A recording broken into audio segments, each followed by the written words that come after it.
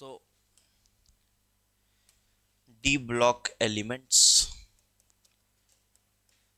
देखो मैं थोड़ा सा पहले 2 मिनट समझा देता हूँ किस तरह से पढ़ेंगे चैप्टर को। तो डी ब्लॉक एलिमेंट्स हम पूरा एडवांस को टारगेट करके ही पढ़ेंगे, ठीक है। ऐसा नहीं कि मेंस के लेवल के जो छोटी छोटी चीज़ें हैं वो पढ़ लेंगे, ऐसा नहीं।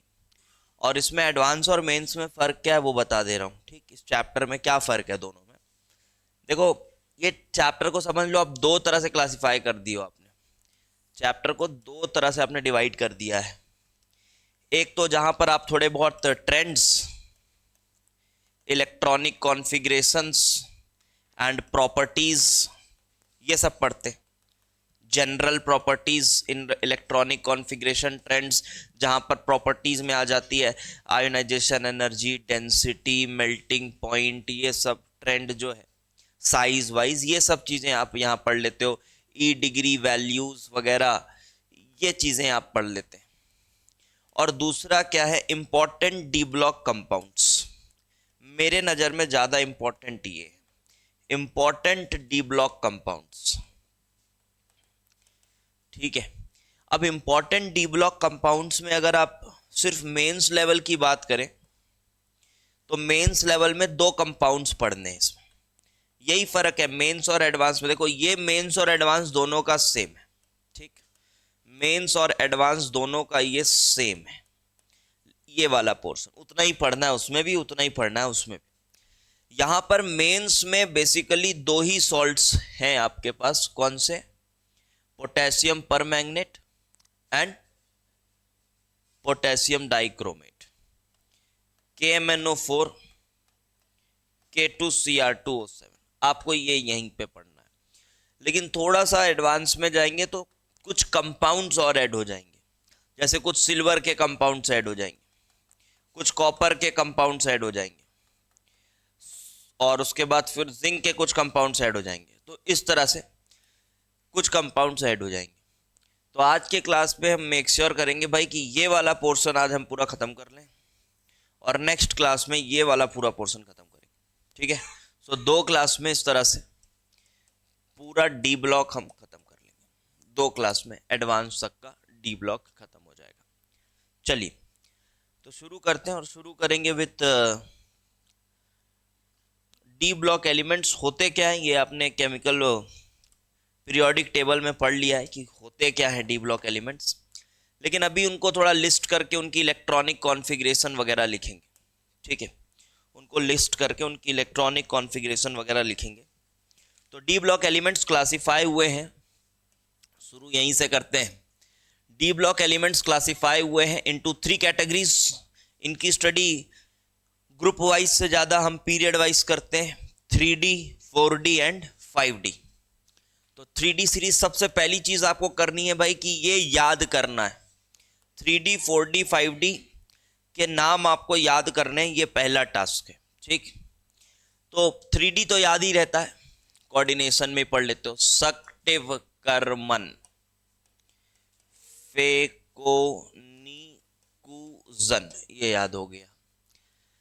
4D के लिए आप इस तरह से याद रखेंगे, यारी जरा निभा, मौत तक, रुकावटें, राह में पड़ेगी, आगे कूद, ये हो गया, ठीक है। यारी जरा निभा, मौत तक, रुकावटें, राह में पड़ेगी, आगे कूद। इसका कोई मीनिंग वगैरह निकालने की जरूरत नहीं है। आप लाइन को 2 बार 3 बार रटेंगे तो एलिमेंट्स याद हो जाएंगे। यूरेट्रियम, जर्कोनियम, नायोबियम, मोलिबेडम,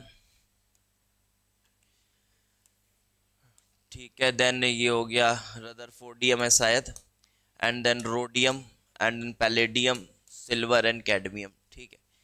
सिंबल्स भी याद रखो तो काम हो जाएगा। उसके बाद आता है 5D सीरीज, ला हफ्ता, ला हफ्ता,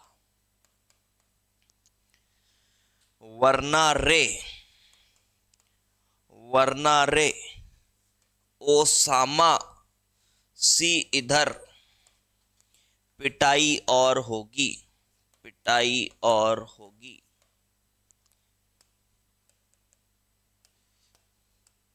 ओसामा सी इधर, पिटाई और होगी। ठीक, यहां हमारा उद्देश्य किसी भी जाति या धर्म संप्रदाय को ठेस पहुंचाना नहीं है, ठीक है, बट फिर भी सिर्फ याद करने के लिए ये लाइन है। ठीक, तो याद कर लीजिए।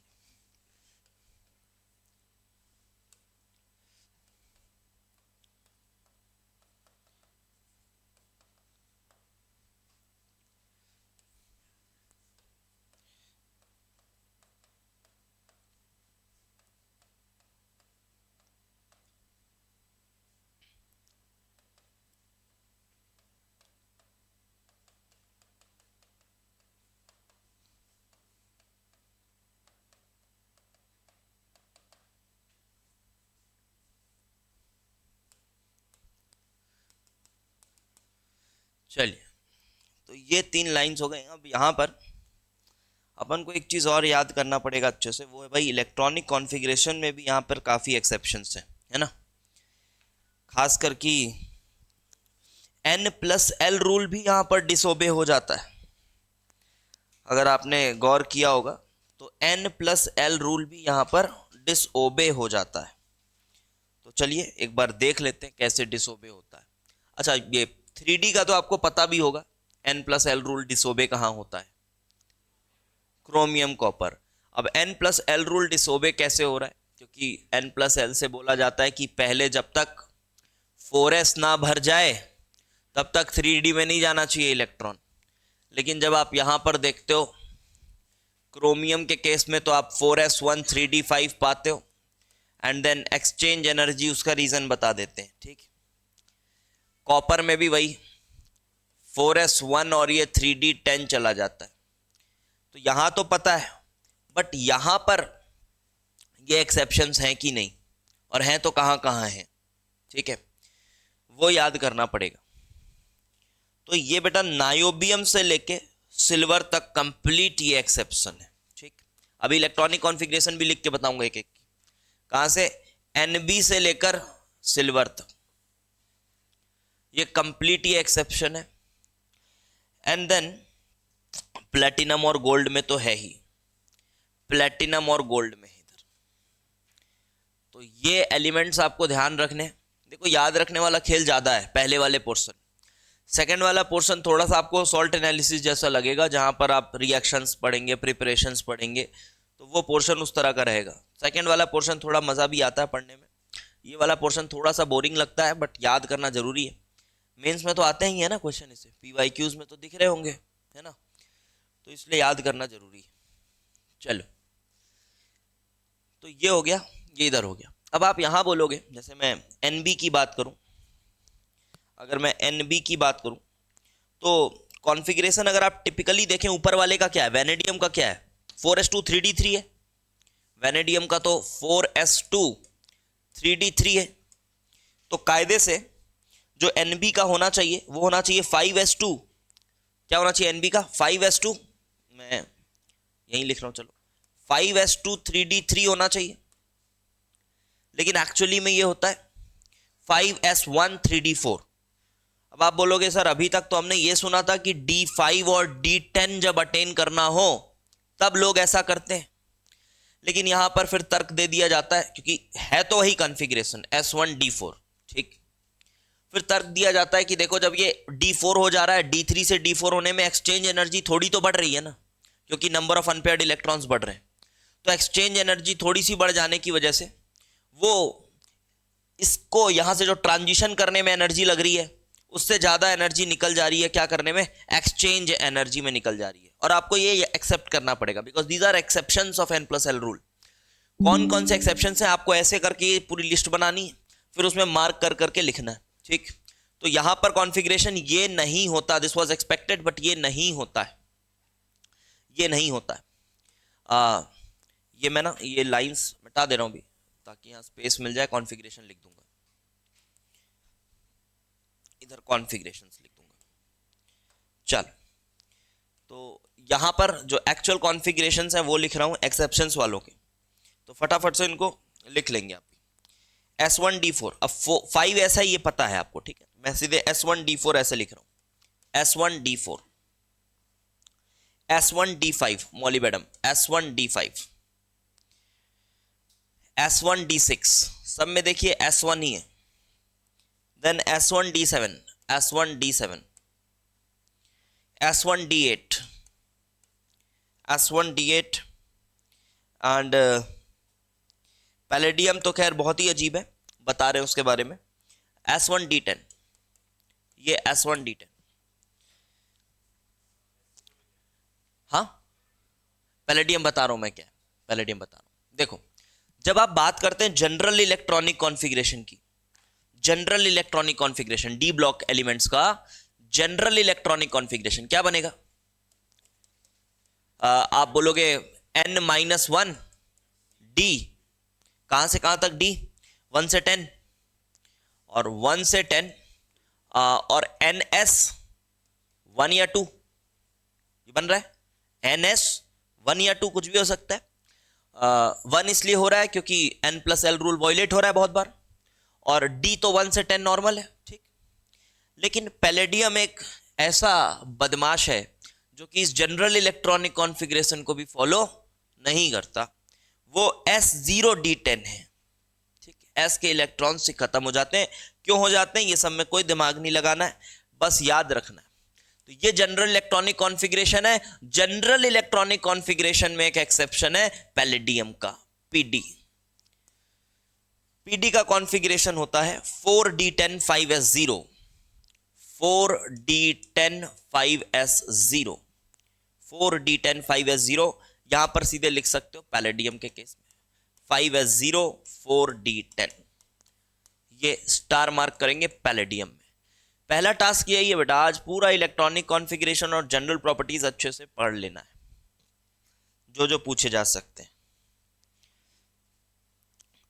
फिर आ जाते हैं हम नीचे वाले में, 6s2 3d1, 6s2 3d2, then S2D3, S2D4, S2D5, S2D6, S2D7, यहां तक सब नॉर्मल है, ठीक है, यहां तक एकदम नॉर्मल है। S2D1 से लेकर S2D7 तक ये बिल्कुल नॉर्मल है, S2D7 तक ये बिल्कुल नॉर्मल है। बट जब बात होगी प्लैटिनम की, वहां पर एक्सेप्शन है, S1D9 हो जाता है, S1D9 हो जाता है, एंड देन गोल्ड में S1D10 हो जाता है, S1D10 हो जाता है। ये दो एक्सेप्शंस इधर हो गए। तो अगर क्वेश्चन आता है how many of the following elements disobey n+l rule, तो आपके पास लिस्ट है, कितने हैं? 1 2 3 4 5 6 7 8 9 10 11 एलिमेंट्स टोटल हैं। कौन कौन है ये भी याद रखना बहुत जरूरी है, कौन कौन है ये भी याद रखना बहुत जरूरी है।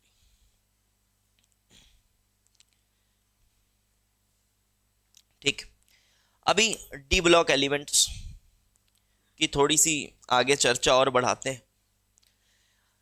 इनको ट्रांजिशन एलिमेंट्स भी बोला जाता था, ठीक है, they are also called transition elements. और कौन कौन है D block elements? Transition elements नाम पड़ा था इनका।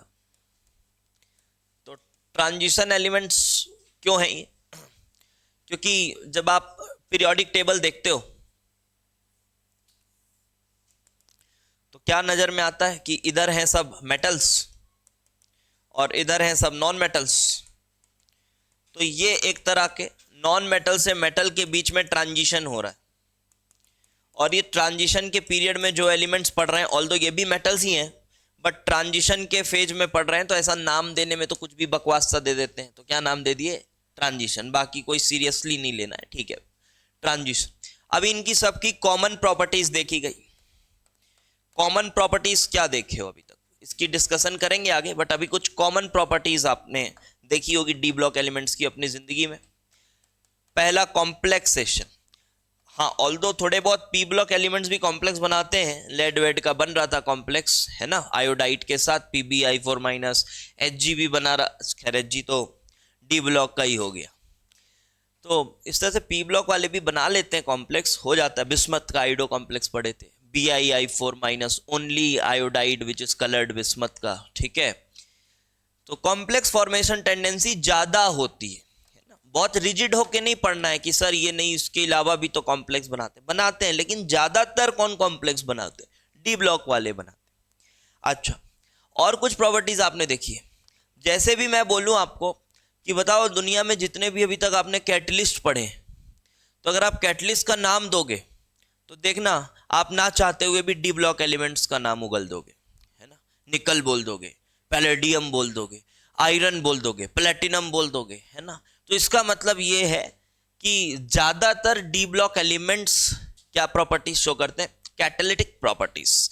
तो कैटालिटिक प्रॉपर्टीज भी शो करते हैं, कैटालिटिक प्रॉपर्टीज, ठीक। क्यों करते हैं, क्या करते हैं, वो हम आगे के पीरियड में, हमको यही पढ़ना है प्रॉपर्टीज में, एक एक प्रॉपर्टीज को थोड़ा सा डिस्कस करेंगे। उसके बाद ज्यादातर ये मेटल्स हैं और स्ट्रॉन्ग पैरामैग्नेटिज्म शो करते हैं, ठीक है। तो मैग्नेटिक कैरेक्टर भी इनकी पैरामैग्नेटिक होती है। हाँ, कुछ डायमैग्नेटिक हो सकते हैं, बट इनका मैग्नेटिक बिहेवियर भी हम स्टडी करेंगे, तो मैग्नेटिक बिहेवियर भी हम स्टडी करेंगे, और मोस्टली हम पाएंगे पैरामैग्नेटिक, मोस्टली पैरामैग्नेटिक हम पाते हैं। फिर सबसे इंपॉर्टेंट बात कि ये रंग बिरंगे होते हैं इनके आयंस, है ना, कलरफुल होते हैं इनके आयंस। सो ये कलरफुल होते हैं। और भी कुछ प्रॉपर्टीज हैं, फिलहाल अभी जो आप जानते हैं वो ये प्रॉपर्टीज। वेरिएबल ऑक्सीडेशन स्टेट, बिल्कुल आपने देखा ही होगा ही। बाकी एस ब्लॉक वाले, पी ब्लॉक वालों के लिमिटेड ऑक्सीडेशन स्टेट्स हैं, एस ब्लॉक वालों का तो बिल्कुल एकदम फिक्स है, ग्रुप 1 वालों का +1, ग्रुप 2 वाले को +2। पी ब्लॉक एलिमेंट्स में थोड़ा बहुत वेरिएशन आ जाता है, जैसे नाइट्रोजन फैमिली का 3-5, कार्बन फैमिली का 2-4, ऐसा कुछ। हैलोजन्स का 1-3-5-7, मोस्टली फिर भी वो 5 के आसपास ही ज़्यादा देखने को मिलते हैं। बट ये डी ब्लॉक वालों का बहुत वेरिएबल ऑक्सीडेशन स्टेट है। मैंगनीज को ही देख लो, कभी +2 देखा है आपने, उसका +4 भी देखा है, उसका +7 भी देखा है, +6 भी देखा है मैंगनेट आयन में। तो बहुत वेरिएबल ऑक्सीडेशन स्टेट्स ये शो करते हैं। तो ये सभी प्रॉपर्टीज है। बट अगर आप यहां पर गौर से देखें तो कौन है इन डी ब्लॉक एलिमेंट्स, ये जो ट्रांजिशन मेटल्स हैं, इसमें से कौन वो लोग हैं जो थोड़ा अलग बिहेवियर दिखाते हैं? अच्छा बताओ, मैं ऐसा नहीं बोल रहा कि हर पॉइंट पे वो एकदम अलग हो जाते हैं। फिर से बोल रहा हूं, एकदम रिजिड होके नहीं पढ़ना है केमिस्ट्री को, हर पॉइंट पे अलग नहीं हो जाते, ठीक। इतना रेगुलर चीजें नहीं होंगी यहां पर कि एकदम रेगुलरिटी के साथ कोई चीज हो जाए। थोड़ा भी अलग दिखेगा तो हम मान लेंगे कि हाँ यार ये थोड़ा अलग है, ठीक। इतना वेल मैनेज्ड नहीं रहेगा सब कुछ कि यार जिंक जो है वो एकदम अलग है। जिंक को देख रहे हो, थोड़ा अलग है कि नहीं है? जिंक के कैटलिस्ट देखे हो, बहुत रेयर। ऑक्सीडेशन स्टेट भी फिक्स ही पाए हो ना जिंक का, क्या पाए हो? एक ही पाए हो। उसके बाद कलरफुल, कलरफुल है हमेशा वाइट, कभी कभी तो हम उसको डर्टी वाइट भी बोल देते हैं जिद में। तो ये देखो, ये वाइट ही देखने को मिलता है, डायमैग्नेटिक ही देखने को मिलता है। अगर आप देखें तो Zn+2 will have D10 configuration. None of the electrons are unpaired, so you always get zinc to be diamagnetic. Catalytic properties खैर कॉम्प्लेक्स बनाता है, ऐसा नहीं है कॉम्प्लेक्स नहीं बनाता, but most of the properties उसकी क्या है, थोड़ी अलग है। और सिर्फ जिंक की नहीं, जिंक के नीचे जो कैडमियम और Hg हैं उनकी भी यही हाल है। Hg का तो आपने देखा ही, कॉम्प्लेक्स बनाते समय, सॉल्ट एनालिसिस पढ़े पर, तो कॉम्प्लेक्स बनाते समय किस तरह की टेंडेंसी दिखा रहा है, पी ब्लॉक। तो डी ब्लॉक में होते हुए भी वो डी ब्लॉक का हिस्सा पूरी तरह से नहीं, ठीक है। तो इसी तरह से हम यहां पर लिख सकते हैं zinc, cadmium and your Hg are not considered as transition elements, इनको ट्रांजिशन एलिमेंट्स की श्रेणी में पूरी तरह से नहीं रखा गया है। Are not considered as transition elements, are not considered as transition elements.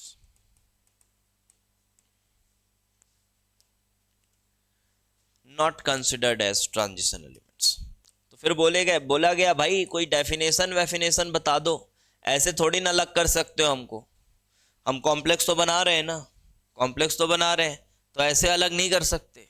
तो फिर ऑफिशियली इनको लात मार के बाहर करना था, तो एक डेफिनेशन देना पड़ेगा, तो डेफिनेशन दे दिया गया।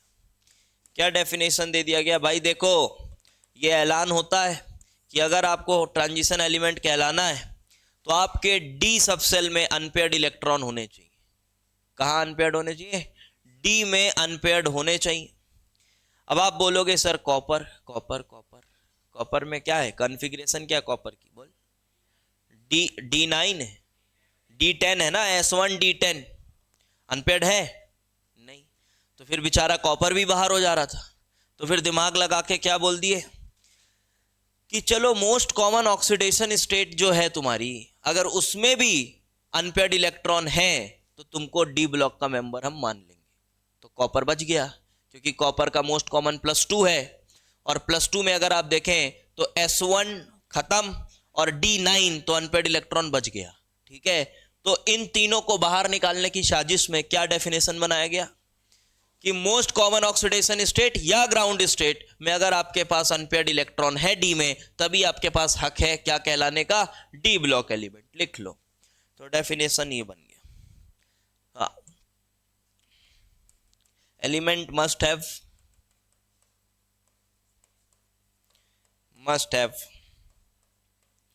unpaired electrons in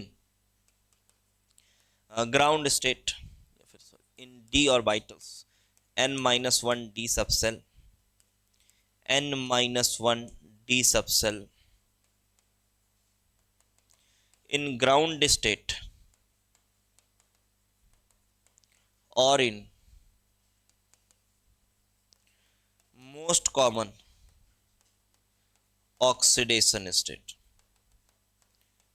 और जिंक की मोस्ट कॉमन है डी Zn+2, तो Zn में है S2D10 और मोस्ट कॉमन Zn+2 है, इसमें है S0D10, तो D में अभी भी 10 है। सेम हाल कैडमियम और Hg के साथ है, तो यहाँ पर कभी भी अनपेयर्ड इलेक्ट्रॉन्स नहीं मिलते। तो इस तरह से ये डेफिनेशन बन गया। सिल्वर में क्या हो गया? S1D10 है सिल्वर में, Ag+, मोस्ट कॉमन Ag+ है। Ag का एक और कॉन्फ़िगरेशन है जो कि कंसिडर कर लिया जाता है, वो है Ag+3। रेयर है, मोस्ट कॉमन नहीं है, बट कंसिडर कर लिया जाता है Ag+3 को। इस डेफिनेशन में रख लेते हैं उसको भी। Ag+3 भी एक आप देखेंगे, Ag+3 भी आगे आपको दिखेगा। रेयर एलिमेंट्स हैं Ag+3 के, बट है। वैसे अगर सिल्वर को आप देखो तो क्या दिख रहा है? S1, पीछे पड़े थे ना सिल्वर, कहाँ गया? तो सिल्वर दिख रहा है S1D10, और मोस्ट कॉमन की बात करी जाए तो क्या दिख रहा है? Ag+। लेकिन प्रॉपर्टीज तो थोड़ी बहुत शो करता है ये कैटालिटिक प्रॉपर्टीज भी हैं इसके पास, और कॉम्प्लेक्स भी बनाता है। कलर देखो तो थोड़ा क्या है, ज़्यादातर आपको डार्क ही दिखेगा, ग्रे दिखेगा, या फिर अगर इसके ऑक्साइड्स वगैरह देखो तो ब्लैक हो जाएगा, ब्राउनिश ब्लैक हो जाएगा, इस तरह का। तो कलर्ड है तो प्रॉपर्टीज शो करता है। तो फिर Ag का मोस्ट कॉमन ऑक्सीडेशन स्टेट तो खैर +1 है, बट +3 भी उसका कुछ एक है, उसका ऑक्सीडेशन स्टेट, उस तरह से मान लिया जाता है। ठीक, बट मोस्ट कॉमन के हिसाब से Ag+, ये बात सही है कि Ag+ भी इसमें बाहर होना चाहिए था, बट इन्होंने इसी को बाहर किया, ये तीनों। चलिए अब आ जाते हैं हम एटॉमिक रेडियस में। डेटा के साथ थोड़ा सा पढ़ेंगे तो ठीक से समझ आएगा। बात करेंगे एटॉमिक रेडियस की, और एटॉमिक रेडियस में क्या ट्रेंड है, क्या वैल्यूज हैं, वो देखेंगे। पाइकोमीटर्स में लिख रहा हूं मैं। पहले एक जनरल ट्रेंड आपको बता दे रहा हूं कैसा होता है। इसमें ना जब आप लेफ्ट टू राइट जाते हो, हम यहां पर इसकी डिस्कशन करेंगे पीरियड वाइज ही, है ना, पीरियड वाइज ही डिस्कशन करेंगे। जब आप लेफ्ट टू राइट जाते हो तो लेफ्ट टू राइट जाने में जनरली क्या बोलेंगे हम, जेड इफेक्टिव क्या हो रहा है, तो जेड इफेक्टिव बढ़ने से साइज छोटा होता जा रहा है, ठीक। जेड इफेक्टिव बढ़ने से साइज छोटी होगी। लेकिन यहां पर ट्रेंड्स को देखते हुए एक और फैक्टर लगता है कि डोमिनेट कर रहा है, वो है मेटालिक बॉन्डिंग का फैक्टर। वो है मेटालिक बॉन्डिंग का फैक्टर। बहुत अच्छे से भी मेटालिक बॉन्डिंग पढ़ने की जरूरत नहीं है, बस इतना समझो कि मेटल मेटल का जो बॉन्ड है वो थोड़ा स्ट्रांग होने लगता है जब नंबर ऑफ अनपेयर्ड इलेक्ट्रॉन्स बढ़ने लगते हैं, ठीक। नंबर ऑफ अनपेयर्ड इलेक्ट्रॉन्स बढ़ने से मेटल मेटल का बॉन्ड स्ट्रांग होने लगता है। फिलहाल बस इसको अभी फिलहाल के लिए एज अ फैक्ट आप याद कर लें। ये चैप्टर के एंड में मैं आपको मेटालिक बॉन्डिंग से रिलेटेड 2-3 थ्योरीज भी पढ़ाऊंगा, जैसे valence bond theory metallic bonding से रिलेटेड। एक मॉलिक्यूलर ऑर्बिटल थ्योरी भी है जिसको सस्ते भाषा में बैंड थ्योरी बोल के पढ़ाया जाता है। शायद आपका एनसीईआरटी के हिसाब से बताऊं तो कौन से चैप्टर में दिया हुआ है, शायद सॉलिड स्टेट में दिया हुआ है कहीं पे, है ना। तो वो थोड़े बहुत 2-3 थ्योरीज है मेटेलिक बॉन्डिंग को लेकर, ऑल्दो बहुत फर्म नहीं है वो थ्योरीज, बहुत अच्छे से चीज़ें नहीं समझ में आती उससे, बट फिर भी जो अभी तक है उसके बारे में बता देंगे। फिलहाल में क्या ध्यान रखो, मेटालिक बॉन्डिंग कैसे बढ़ती है, जब अनपेयर्ड इलेक्ट्रॉन्स बढ़ते हैं। तो अनपेयर्ड इलेक्ट्रॉन्स बढ़ने से मेटल मेटल इंट्रैक्शन स्ट्रांग होता है। अनपेयर्ड इलेक्ट्रॉन्स बढ़ते हैं, so metal metal interaction strong होता जाता है, ठीक। ऐसे ध्यान रखो।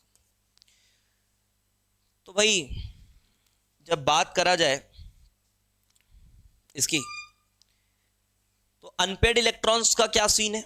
अगर आप देखो अनपेयर्ड इलेक्ट्रॉन्स जब हम लेफ्ट टू राइट जा रहे हैं तो क्या हो रहा है, लेफ्ट टू राइट जाने में अनपेयर्ड इलेक्ट्रॉन्स क्या हो रहे हैं, बढ़ रहे हैं घट रहे हैं, पहले बढ़ रहे हैं फिर बीच में जाके पेयरिंग चालू हो जा रही है, मैंगनीज के बाद पेयरिंग चालू हो जा रही है तो फिर घट रहे हैं।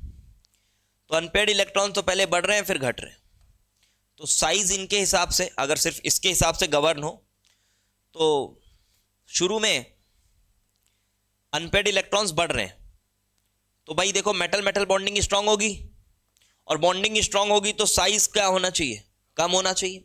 तो शुरू में साइज क्या होना चाहिए, कम होना चाहिए।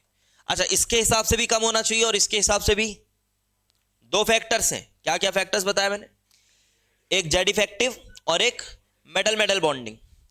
तो शुरुआत में अगर देखा जाए तो दोनों ही लोग क्या बोल रहे हैं कि साइज को कम किया जाए तो साइज कम होगी, ठीक।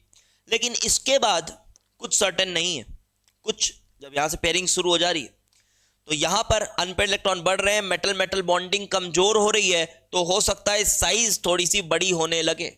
बट जेड इफेक्टिव क्या बोल रहा है, साइज क्या होनी चाहिए, कम होनी चाहिए। तो यहां पर दोनों एक दूसरे को काउंटर कर रहे हैं, तो हम देखेंगे ट्रेंड में ये ऑब्जर्वेशन आएगा कि कुछ ना कुछ तो हो रहा होगा। ऑल्दो ये जो पॉइंट्स बताए जा रहे हैं वो ट्रेंड्स को देखने के बाद ही बताए जा रहे हैं, ठीक।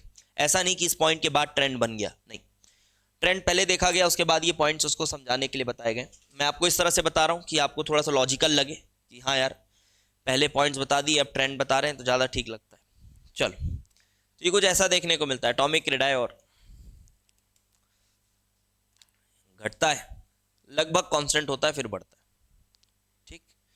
घटता है, लगभग कांस्टेंट रहता है और फिर बढ़ता है। ये बात हुई 3D सीरीज की।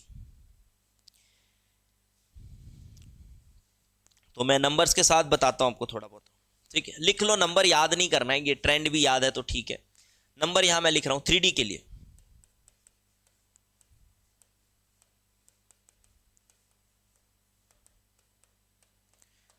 नंबर्स लिख लो, पाइकोमीटर्स में लिख रहा हूं मैं,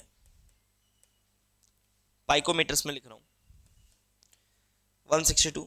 डेटा थोड़ा बहुत वेरी कर सकता है, सोर्सेस पे डिपेंड करता है। जैसे किसी किताब में आप 134 को 135 लिखा हुआ पा सकते हो, उसका कोई वो नहीं।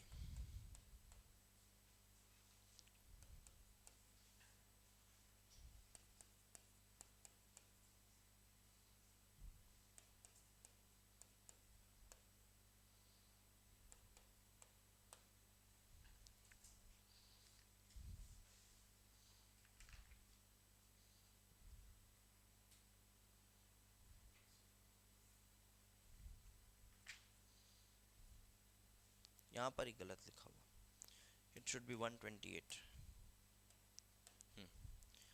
सो देखो ये क्या हो रहा है, कम हुआ कम हुआ कम हुआ, कहाँ तक कम हुआ, क्रोमियम मैंगनीज तक लगभग कम हुआ, और फिर मैंगनीज के बाद लगभग क्या हो गया, निकल तक लगभग कांस्टेंट है 126, थोड़ा कम हो रहा है बट उसको ऑलमोस्ट कांस्टेंट ही बोला जाता है, ठीक।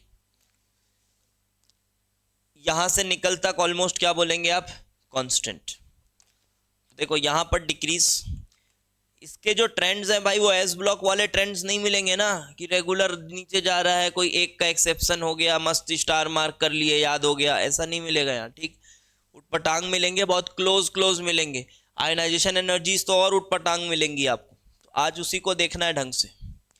ये डिक्रीज डिक्रीज डिक्रीज, इसीलिए मैं नंबर के साथ पढ़ा रहा हूँ कि थोड़ा नंबर सामने रहेगा तो ठीक है। ये पाइकोमीटर्स में लिखे हुए, ये ऑलमोस्ट कांस्टेंट मानोगे यहाँ से यहाँ तक, ऑलमोस्ट कांस्टेंट। लेकिन अगर एग्जामिनर आपसे ऐसा पूछ रहा है कि इसमें और इसमें कौन बड़ा है, तो वो फिर बेवकूफ़ है, ठीक। ऐसे क्वेश्चंस नहीं बनते भाई कि एक पाइकोमीटर का डिफरेंस है, आपसे पूछ रहा है बता कौन बड़ा है, ठीक, ऐसे नहीं होता, ऑलमोस्ट कांस्टेंट। और इसके बाद कॉपर और जिंक की बात करी जाए तो थोड़ा सा देखो, यहां भी मैंने दिखाया आपको, थोड़े से बढ़ जा रहे। अब वो बढ़ने के पीछे यहां पर रीजन क्या समझ आ गया, यहां से जेड इफेक्टिव, ठीक, और यहां से अमेटालिक बॉन्डिंग दोनों, और एम बॉन्डिंग दोनों। उसके बाद जब इधर बात करी जाए तो इधर क्या समझ में आ रहा है, काउंटर कर रहा है ना, यहां काउंटर कर रहा है, तो यहां पर काउंटर कर रहा है दोनों, तो काउंटर कर रहा है इसलिए दोनों एक दूसरे के इफेक्ट को कैंसिल कर रहे हैं, तो लगभग सेम, ठीक, इसलिए ऑलमोस्ट सेम। लेकिन यहां पर देखा जाए,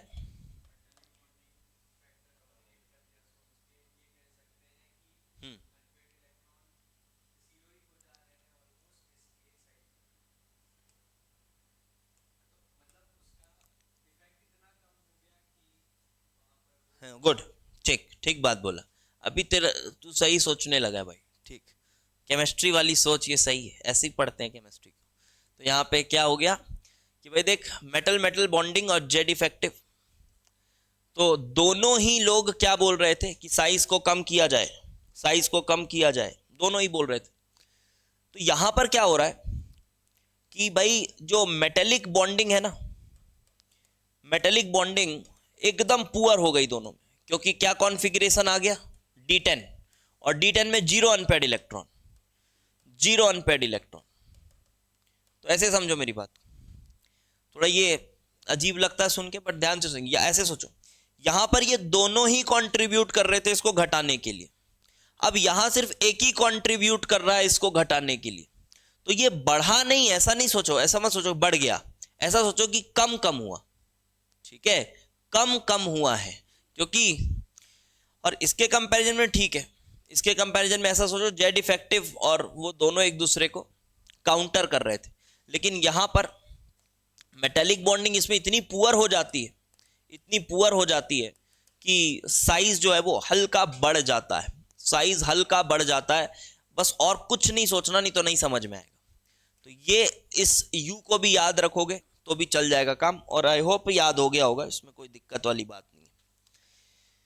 4D और 5D में क्या रिलेशन है, सबसे इंपॉर्टेंट चीज वो तो पढ़े हो, क्या था 4D 5D में पढ़ाया था ना, वो उसमें पीरियोडिसिटी में क्या पढ़ाया था, ओम बताओ बेटा, 4D 5D में कुछ स्पेशल बात पढ़े थे क्या, सेम रहती है, 4F आता है, लेंथनॉइड कॉन्ट्रैक्शन होती है, और उसके बाद लगभग सेम हो जाता है दोनों का एटॉमिक रेडाई। हम उम्मीद कर रहे थे कि वो बहुत ज़्यादा इंक्रीज होगा, बट बहुत ज़्यादा इंक्रीज नहीं होता है। चलो 4D 5D को भी लिखते हैं। देखो जनरल ट्रेंड उसमें भी ऐसा ही है, जैसे मैं 4D बनाऊं तो 4D ऐसे ही बनाएगा, 4D ऐसे ही बनेगा। 5D बनाऊं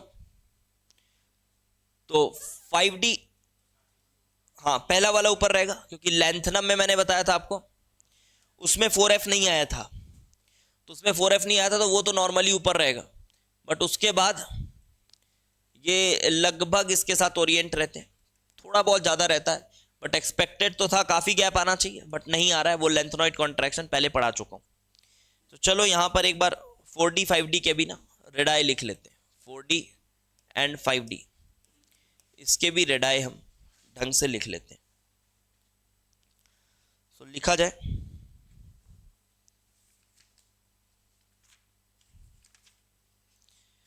फोर डी में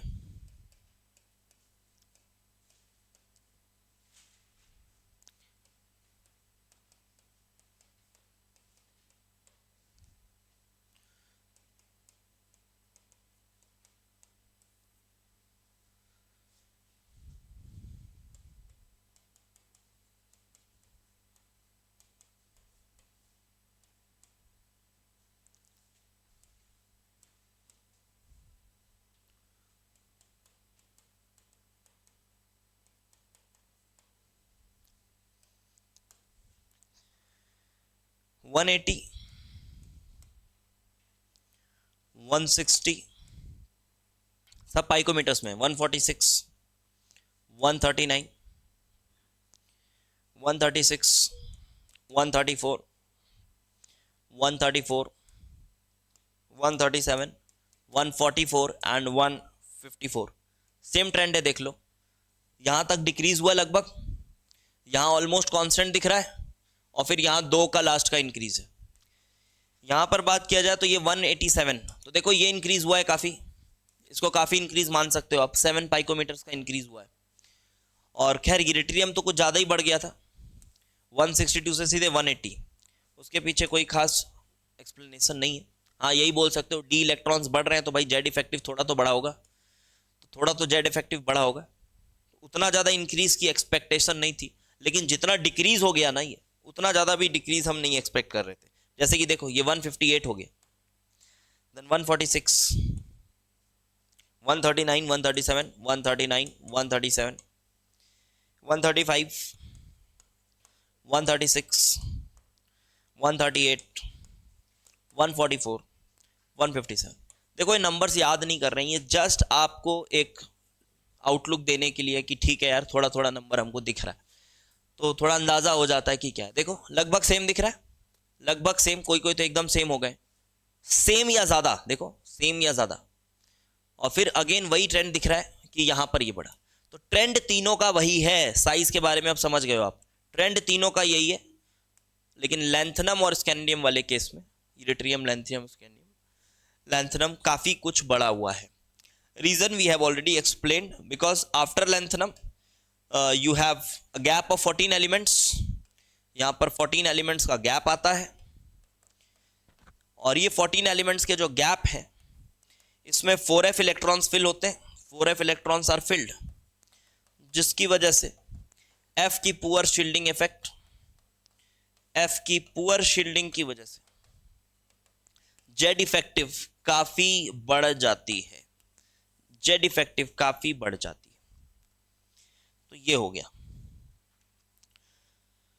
now come to next topic which is ionisation energy. इसको लिख लो फटाफट से।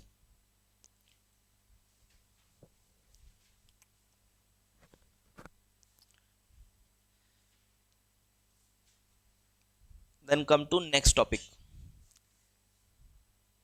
मैं एक सेकंड में आया, इसको लिख के रखो।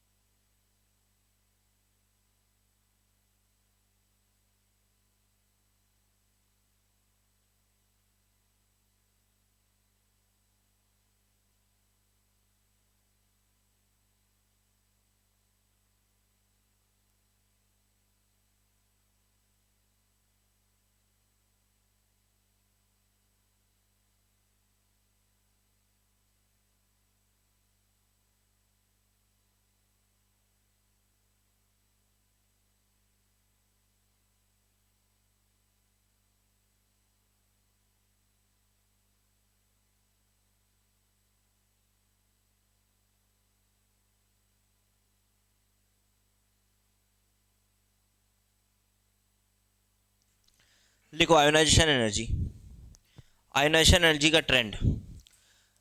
आयोनाइजेशन एनर्जी क्या होता है वो सब आपको पता है, बस ट्रेंड देखेंगे हम, कैसा ट्रेंड देखने को मिल रहा है।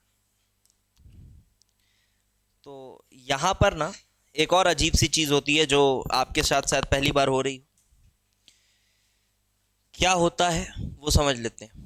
एक और अजीब सी चीज यहां पर देखने को मिलती है आयोनाइज होने के बाद। शायद तुम डी ब्लॉक क्वालिटेटिव पढ़ रहे थे तो तुम पूछ रहे थे शायद क्या फेरस होता है तो एस का इलेक्ट्रॉन डी में चला जाता है, कुछ एक डाउट ऐसा पूछ रहे थे शायद, कोऑर्डिनेशन। वही चीज़ बताने जा रहा हूँ। देखो यहाँ पर जैसे ऑर्डर जो है वो, पहले मैं ऑर्डर लिखता हूँ सीधे, उसके बाद बात करेंगे, ठीक है। तो आयोनाइजेशन एनर्जी का पहले ऑर्डर लिखते हैं, फर्स्ट आयोनाइजेशन एनर्जी। ज़्यादा सेकंड थर्ड में अभी जाने की ज़रूरत नहीं है, फर्स्ट आयोनाइजेशन एनर्जी थोड़ा डिटेल में देखेंगे।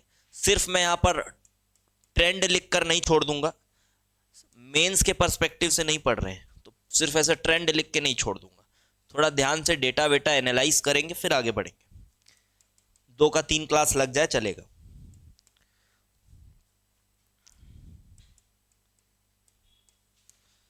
कॉपर जिंक, ये वैल्यूज है फर्स्ट आयोनाइजेशन एनर्जी की 631। ऑब्वियसली वैल्यूज जो दी हुई हैं किलो जूल पर मोल में दी हुई हैं।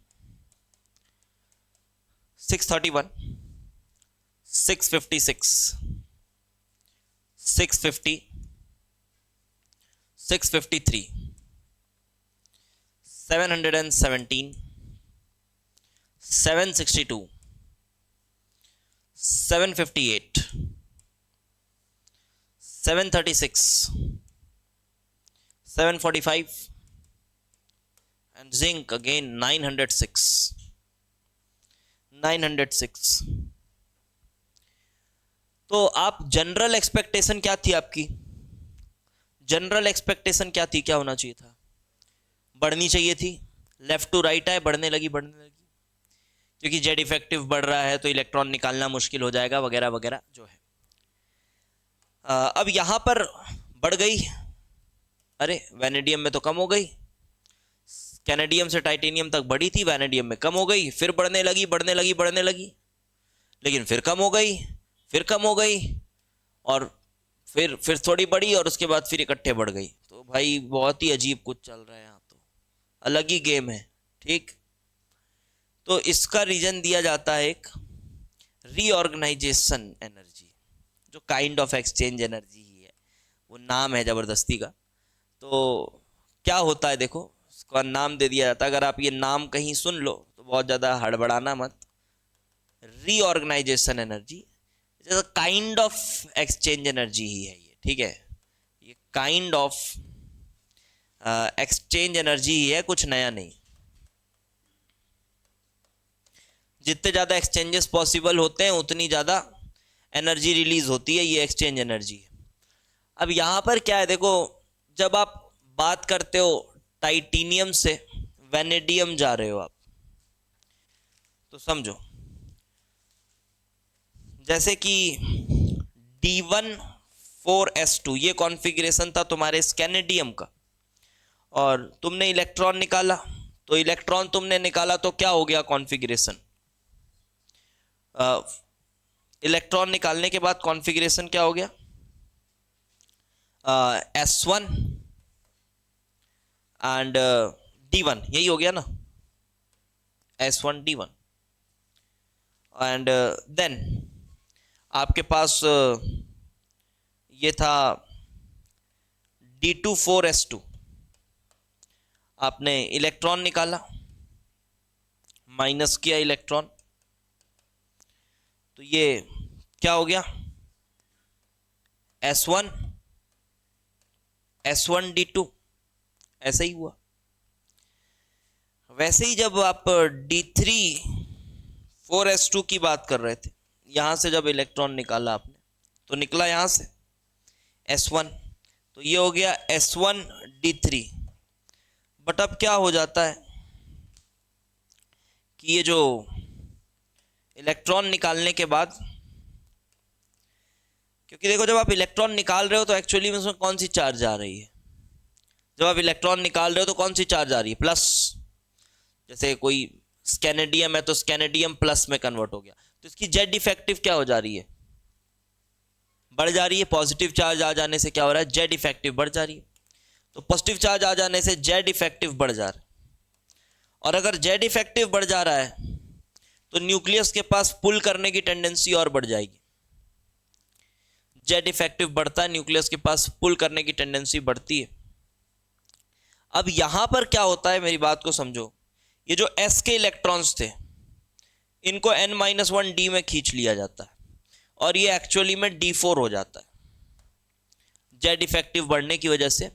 ये जो s1 का इलेक्ट्रॉन है ये अंदर खिंच जाता है, तो अंदर खिंच जाने से क्या हो गया, यहां पर d4 होने से क्या फायदा हो गया कि एक्सचेंज एनर्जी थोड़ी ज्यादा बढ़ गई, एक्सचेंज एनर्जी थोड़ी सी ज्यादा बढ़ गई।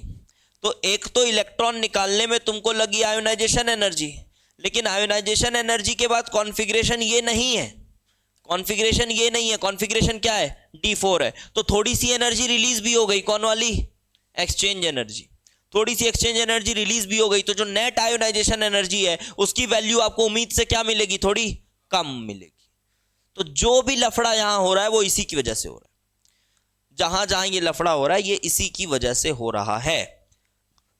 अब आपको ये ऑर्डर याद करना है, अभी ऑर्डर लिख लेते हैं क्या है, ऑर्डर याद करना है, बट जो भी लफड़ा हो रहा है वो इसकी वजह से हो रहा है। इसी को रीऑर्गेनाइजेशन एनर्जी बोल देते हैं, बिकॉज जो इलेक्ट्रॉनिक कॉन्फ़िगरेशन है वो अपने आप को रीऑर्गेनाइज कर रही है। तो रीऑर्गेनाइजेशन से क्या हो रहा होता है, एक्सचेंज एनर्जी जो है उसकी वैल्यू बढ़ जाती है। तो कुछ ऐसा सोचो, आयोनाइजेशन एनर्जी 15 यूनिट थी, एक्सचेंज एनर्जी 2 यूनिट बढ़ गई, तो नेट आयोनाइजेशन एनर्जी कितनी हो गई, 13 यूनिट हो गई। कुछ ऐसी बात है, ठीक। कहां कहां पर ये हो रहा है, कहां कहां डोमिनेट कर रहा है नहीं कर रहा है, वो तो इससे समझ में आएगा। एक्सचेंज ही बोल लो, ये भी बोल लो, नाम से कुछ नहीं फर्क पड़ता, ये कोई ऑफिशियल नाम नहीं है, अलग अलग बुक्स में अलग अलग नाम यूज होता है, ठीक है। तो नेट आयोनाइजेशन एनर्जी ही बोलना है आपको। तो ये आयोनाइजेशन एनर्जी का जो डेटा है ना उसके अंदर ये एनर्जी इंक्लूडेड है। इसके बाद ये डेटा निकल कर आया है, इसके बाद ये डेटा निकल कर आया है। वेनेडियम की बात करें देन, तो वेनेडियम में थोड़ा सा क्या देखने को मिल रहा है, कॉन्फ़िगरेशन देखो, आयोनाइजेशन एनर्जी थोड़ी कम हो गई ना, तो ये इसी की वजह से है, क्योंकि D3S2 इस तरह से हो जा रहा है, ठीक, यहां पर ऐसा हो जा रहा है, इसकी वजह से।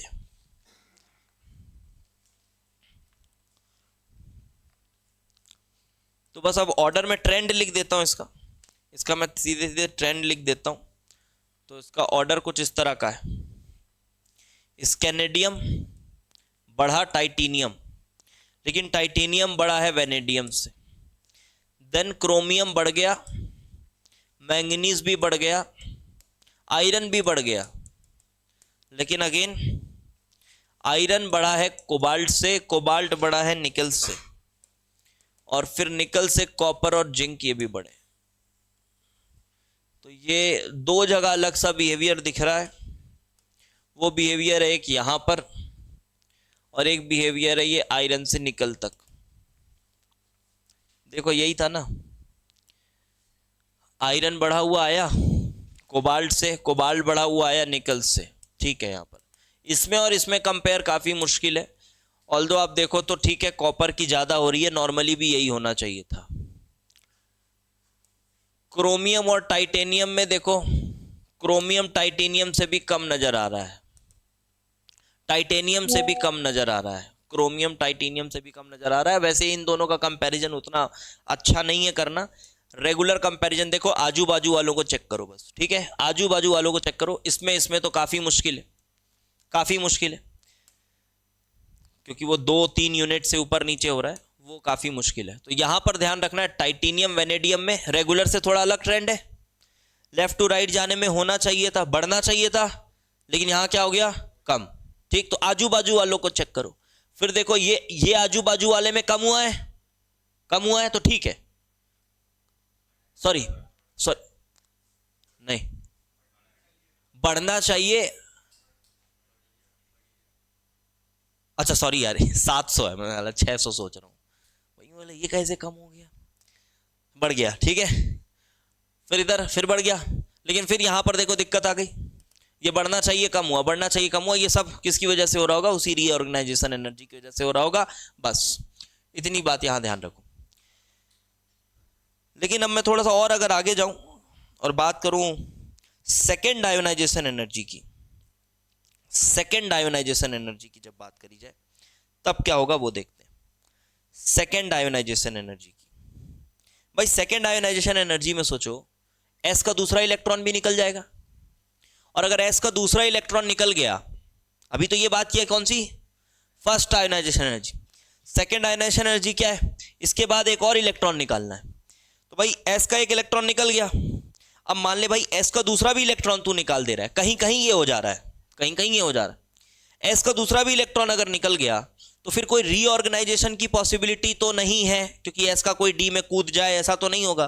तो वहां तो ट्रेंड थोड़ा सा शांत दिखना चाहिए, थोड़ा नॉर्मल दिखना चाहिए। चलो लिखते हैं सेकेंड आयोनाइजेशन एनर्जी का ऑर्डर, और वहां पर क्या निकल के आ रहा है वो देखेंगे। इसी का सेकेंड आयोनाइजेशन एनर्जी, तो स्कैनेडियम से लिख रहा हूं मैं 1 2 3 5, and second ionisation energy is always greater than the first one, ये तो पता है। तो देखो काफी बड़ी वैल्यूज है, 1 2 3 5, 1309, 1414, 1592, 1509, 1561, 1644, देन निकल के लिए 1752, 1958, एंड देन 1734।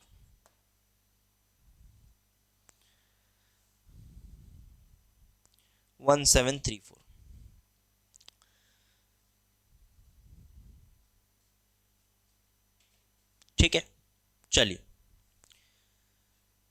तो बढ़ गया बढ़ गया बढ़ गया, लेकिन यहां पर क्या हो गया, घट गया। किसके लिए घटा हुआ,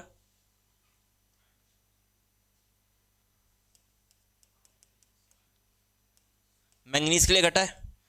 समझ गए क्यों घटा होगा, कॉन्फ़िगरेशन थी 4s2 3d5, जब तुमने यहां से एक इलेक्ट्रॉन निकाल दिया तब तो ठीक है, लेकिन जब दूसरा इलेक्ट्रॉन निकालोगे तो you are getting a stable configuration, look दिख रहा है, तो स्टेबल इलेक्ट्रॉनिक कॉन्फ़िगरेशन मिल रहा है d5, तो बाकियों से थोड़ा आसान होगा निकालना। d5 जैसा स्टेबल इलेक्ट्रॉनिक कॉन्फ़िगरेशन मिल रहा है, तो इस वजह से बाकियों से आसान होगा यहां पर इलेक्ट्रॉन निकालना, इस वजह से यहां पर थोड़ा सा एक डिप दिख रहा है। लेकिन उसके बाद फिर बढ़ गया, फिर बढ़ गया, फिर बढ़ गया, फिर बढ़ गया, और देखो फिर यहां पर फिर डिप दिख गया। क्यों, क्योंकि यहां पर कॉन्फ़िगरेशन क्या रहा होगा, एक इलेक्ट्रॉन निकालने के बाद क्या रहा होगा, s1d10। अब ये निकालना बहुत आसान है, बहुत आसान है, तो ये निकल जाएगा और क्या मिल जाएगा, d10। तो ये तो आसान था, यहां पर रेगुलर ट्रेंड ही था जो हमने एक्सपेक्ट किया था। क्रोमियम के बाद मैंगनीज और जिंक में ये दो जगह डिप मिल रहा है, बाकी एक रेगुलर इंक्रीज है, तो ये अच्छा ट्रेंड है, रेगुलर इंक्रीज है।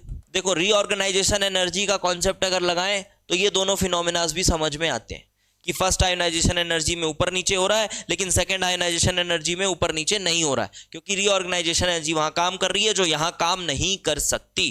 तो लिखेंगे regular increase in ionisation energy but dip in IE2 of manganese and zinc due to D10 configuration and D5 जैसे स्टेबल कॉन्फ़िगरेशन अटेन हो रहे हैं, तो जितना हमें एनर्जी देना था उससे थोड़ा कम एनर्जी लग रहा है, उससे थोड़ा कम एनर्जी लग रहा है। अभी थोड़ी सी बात कर लेते हैं 4D 5D वालों का भी, लेकिन 4D 5D का एक एक का ऐसा ऑर्डर नहीं याद रखना है। 3D 4D 5D में थोड़ा बहुत कंपैरिजन देख लेते हैं, ठीक है। 3D 4D और 5D में थोड़ा बहुत कंपैरिजन देख लेते हैं आयोनाइजेशन एनर्जी का, ये लिख लिए। अब थर्ड आयोनाइजेशन एनर्जी लिखने की जरूरत नहीं। 3D 4D एंड 5D, अभी हमने क्या कंपैरिजन किया, 3D वालों का ही फर्स्ट आयोनाइजेशन एनर्जी लिखा और सेकेंड आयोनाइजेशन एनर्जी लिखा। यहां पर इनके हम सिर्फ फर्स्ट आयोनाइजेशन एनर्जी में इंटरेस्टेड हैं। फर्स्ट आयोनाइजेशन एनर्जी का कंपैरिजन 3D का 4D के साथ और 4D का 5D के साथ। अच्छा जनरली क्या लगता है क्या होना चाहिए, ऊपर से नीचे जा रहे हैं तो क्या लगता है क्या होना चाहिए, साइज क्या हो रही है ऊपर से नीचे जाने में? बढ़ रही है साइज। साइज अगर जनरल बोले हम एकदम अनाड़ियों की तरह तो क्या होना चाहिए? साइज बढ़ रही है, साइज बढ़ती है तो आयोनाइजेशन एनर्जी कम होता है, लेकिन यहां ऐसा होगा नहीं, ये तो समझ आ रहा है। ठीक, तो देखो जब 3D से 4D गए अपन तो साइज में एक ठीक ठाक इंक्रीज आया। ध्यान से सुनना भाई, समझ रहा है? देख 3D से 4D गए तो साइज में एक दमदार इंक्रीज आया। दमदार मान सकते हो उसको, 10 पिकोमीटर बहुत है। ठीक, जेड इफेक्टिव भी बढ़ा है क्या? बढ़ा है, लेकिन थोड़ा कम बढ़ा है। बहुत कब बढ़ा होता है, कब बोलते हैं कि बहुत बढ़ गया? जब कौन से इलेक्ट्रॉन्स आ जाएं? एफ वाले। ठीक, डी के इलेक्ट्रॉन्स बढ़े हैं तो जेड इफेक्टिव बढ़ा है, लेकिन बहुत ज्यादा नहीं बढ़ा है। जेड इफेक्टिव बढ़ने से भी आयोनाइजेशन एनर्जी क्या होती है? बढ़ती है। और साइज बढ़ने से आयोनाइजेशन एनर्जी क्या होती है? घटती है। तो क्या आपको 3D से 4D का ट्रेंड समझ में आ रहा है कि आयोनाइजेशन एनर्जी कम ज्यादा हुई है बट बढ़ी थोड़ी कम है? तो इसका मतलब नेट क्या हुआ होगा? कम हुआ होगा। ठीक है, नेट कम हुआ होगा। जब यहां से 5D में जाते हैं, जब यहां से 5D में जाते हैं तो भाई साइज बढ़ती है क्या? बहुत कम। 4D से 5D में आए अगर साइज बढ़ती है, हाँ बढ़ती है, बढ़ती है, तो आयोनाइजेशन एनर्जी इसके हिसाब से क्या होना चाहिए? कम होना चाहिए। आयोनाइजेशन एनर्जी कम। लेकिन क्या जेड इफेक्टिव बढ़ता है? कैसा बढ़ता है? बहुत ज्यादा ऐसा बना देते हैं, तो जेड इफेक्टिव बहुत ज्यादा बढ़ता है, तो इससे आयोनाइजेशन एनर्जी क्या होगी? बहुत ज्यादा बढ़ेगी। तो नेट क्या हो जाएगा? 5D का आयोनाइजेशन एनर्जी ज्यादा होगा। तीनों में किसका ज्यादा होगा? 4D से तो ज्यादा 3D का भी है और 4D से ज्यादा 5D का भी है, लेकिन तीनों में सबसे ज्यादा किसका है? तो 5D का है। ठीक, तो जनरल ट्रेंड क्या याद रखना है? चलो लिखो यहां, जनरल ट्रेंड क्या याद रखना? जनरल 5D सबसे बड़ा, फिर 3D और फिर 4D। एक आध जगह एक्सेप्शन आएगा, बता रहे हैं अभी। 5D 3D 4D जनरल, यही याद रखना है। लॉजिक ये है, ये आपका लॉजिक है, इस तरह से सोचना है और जनरल ये याद रखना है। यहां पर स्कैनेडियम, इरिट्रियम और लैंथनम, यहां पर देखा जाए अगर तो कोई जेड इफेक्टिव का खेल है क्या लैंथनम में? कि जेड इफेक्टिव बहुत तगड़े से बढ़ गई है, ऐसा वैसा कुछ हो रहा है क्या? ऐसा तो कुछ नहीं हुआ। तो यहां से यहां गए साइज बढ़ी, यहां से यहां गए साइज बढ़ी, जेड इफेक्टिव का खेल लेस डोमिनेंट है। और अगर ऐसा हुआ इसका मतलब आयोनाइजेशन एनर्जी क्या होनी चाहिए? कम होनी चाहिए। तो सबसे ज्यादा स्कैनेडियम, फिर इट्रियम एंड देन लैंथनम। ये जनरल ट्रेंड से थोड़ा सा अलग है लेकिन लॉजिकल है। ठीक, ये याद रख लिया अपन ने, ये याद रख लिया। ठीक, दूसरी चीज आगे आते हैं, अभी ये लिखे देना। निकल, पैलेडियम और प्लेटिनम में, निकल, पैलेडियम एंड प्लेटिनम में ये जो पैलेडियम है ना, थोड़ा अजीब हरकतें करेगा ही, क्योंकि कॉन्फ़िगरेशन क्या है मेरे भाई? D10। तो पहला इलेक्ट्रॉन निकलने में फट जाएगी। कहां से निकालना है? अंदर से, D10 से। ठीक है, D10 से। तो अगर D10 से निकालना है तो अंदर से निकालना है, दिक्कत है। तो जनरली निकल की ज्यादा होती है पैलेडियम से आयोनाइजेशन एनर्जी, लेकिन यहां किसकी बढ़ जाएगी? पैलेडियम। और प्लेटिनम तो बढ़ा हुआ है ही, क्योंकि वो जेड इफेक्टिव का खेल वहां लग रहा है। तो यहां main exception between these two आया। ये तो ज्यादा होना था, एक्सपेक्टेड था, बट इसमें और इसमें कौन ज्यादा होता है नॉर्मली? निकल। नॉर्मली कौन ज्यादा होता है? 3D 4D में कौन ज्यादा होता है? 3D। लेकिन यहां पर कौन ज्यादा है? पैलेडियम, बिकॉज D10 कॉन्फ़िगरेशन है। समझ आ रही, लिंक हो रही है बातें ना? हाँ, तो लिखेंगे ये ऐसा, ये लिखो D10 कॉन्फ़िगरेशन। D10 कॉन्फ़िगरेशन की वजह से यहां पर ये एक्सेप्शन, बाकी सब जनरल ऑर्डर फॉलो करेंगे, कोई दिक्कत नहीं है, बाकी याद रखना, बाकी जनरल ऑर्डर चलेगा।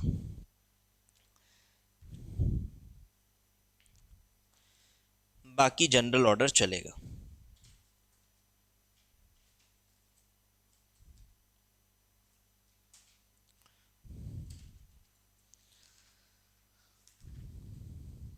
अब आ जाओ थोड़ा सा ई डिग्री वैल्यूज का कंपैरिजन करेंगे। ई डिग्री वैल्यूज का कंपैरिजन होगा, फिर मेल्टिंग पॉइंट, बॉइलिंग पॉइंट, ये सब जो है वो बुक से रीड करेंगे, वहीं से समझ आ जाएगा। अब ई डिग्री वैल्यूज का variation, variation of E degree values.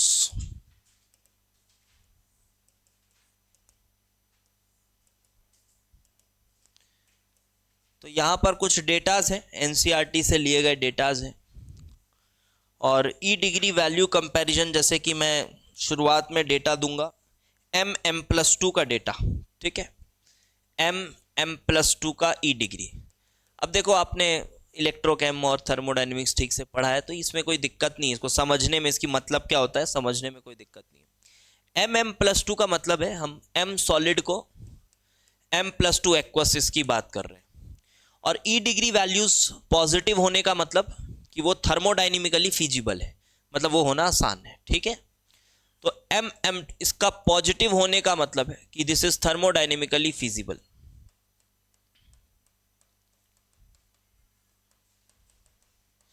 जो हमने वो बनाया ना लिस्ट, वो फिरंगी औरत वाला जो लिस्ट बना था, वो एक्चुअली में ई डिग्री वैल्यूज के हिसाब से ही बना है, ठीक है, कि थर्मोडायनेमिकली ये ज्यादा फीजिबल है तो उसको पहले लग दिए। जैसे F2 का अगर आप देखोगे ऑक्सीडेशन पोटेंशियल, तो बहुत पॉजिटिव मिलेगा आपको, मतलब सॉरी, रिडक्शन, खुद का रिड्यूस होने का पोटेंशियल। F2 से F- आपको देखोगे तो आपको हाईली पॉजिटिव मिलेगा। F2 से F- बहुत पॉजिटिव मिलेगा ई डिग्री। इसका मतलब क्या है कि F2 से F- जाने की टेंडेंसी बहुत ज्यादा है, और इसलिए F2 बहुत तगड़ा कौन सा एजेंट है, ऑक्सीडाइजिंग एजेंट है। ये बहुत छोटी छोटी बातें हैं, ये सब भी क्वेश्चंस आते हैं, ऐसे 4 ई डिग्री वैल्यूज लिख देगा और फिर पूछेगा बताओ कौन अच्छा ऑक्सीडाइजिंग एजेंट है। तो ये सब एकदम बचपना है, गलत नहीं होना चाहिए ये सब, ठीक। तुरंत वहां देखना है कौन सा वैल्यू बड़ा है, उसके हिसाब से वो हो जाएगा। उसकी कोई ऐसा खास प्रैक्टिस कराने की जरूरत नहीं है कि चलो वैसे 5 क्वेश्चन प्रैक्टिस करें, जरूरत नहीं। अगर वो सब प्रैक्टिस करने की जरूरत पड़ रही है तो त्याग दो पढ़ाई वढ़ाई। तो यहां पर ये थर्मोडायनेमिकली फिजिबल है, ये ई डिग्री ये मिल रहा है। अब सुनो, अब इसका तर्क दिया जाता है वही डेल्टा जी डिग्री से माइनस NF ई डिग्री सेल, ठीक, उससे ही बताया जाता है कि नेट तो डेल्टा जी देखना होता है, और ई डिग्री पॉजिटिव है तो डेल्टा जी नेगेटिव है, ठीक है। लेकिन ये M सॉलिड से M+2 में थोड़ी अगर थर्मोकेमिस्ट्री लगाएं, M सॉलिड से M+2 एक्वस में अगर थोड़ी थर्मोकेमिस्ट्री लगाएं, तो कैसे कैसे किया होगा, मतलब अगर कौन कौन सी इंथैल्पीज इन्वॉल्व होंगी यहाँ पर। पहले सब्लिमेशन, तो गैशियस बनाए उसको, और गैशियस मेटल आयन से फिर इलेक्ट्रॉन निकाले, तो आयोनाइजेशन 1 प्लस आयोनाइजेशन 2, क्योंकि 2 इलेक्ट्रॉन निकाले, और उसके बाद सॉल्वेशन, हाइड्रेशन, ठीक है, वो हो गया। तो यहां पर पहले तो सब्लिमेशन लगेगा, पॉजिटिव रहेगी ये पॉजिटिव रहेगा, तो M गैशियस बनाए।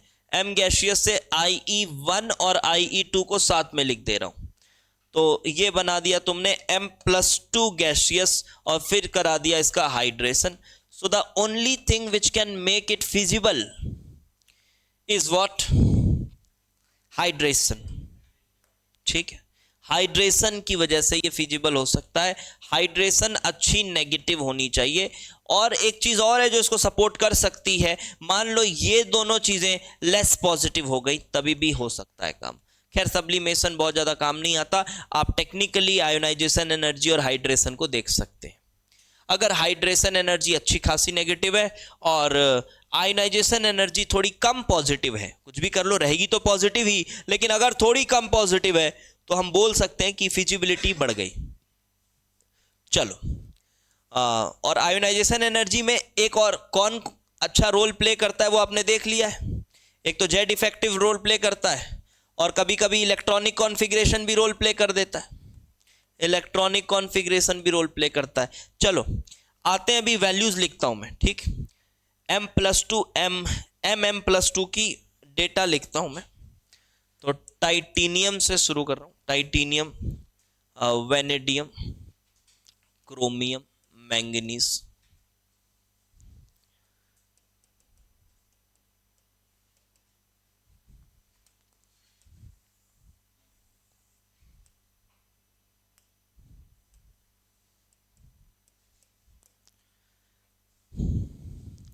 M से M+2 का डेटा लिखा हुआ। एनसीईआरटी में थोड़ा उल्टा लिखा है ना, वो M+2M करके लिखा है ना, तो उसको थोड़ा सा उल्टा करके लिख दिया हूँ, उसको देख लेना क्योंकि ये ज़्यादा सही रहता है पढ़ने में, तो बस साइन को चेंज करके लिख रहा हूँ मैं। 1.18, 0.90, 1.18, 0.44, 0.28, 0.25, -0.34 and +0.76।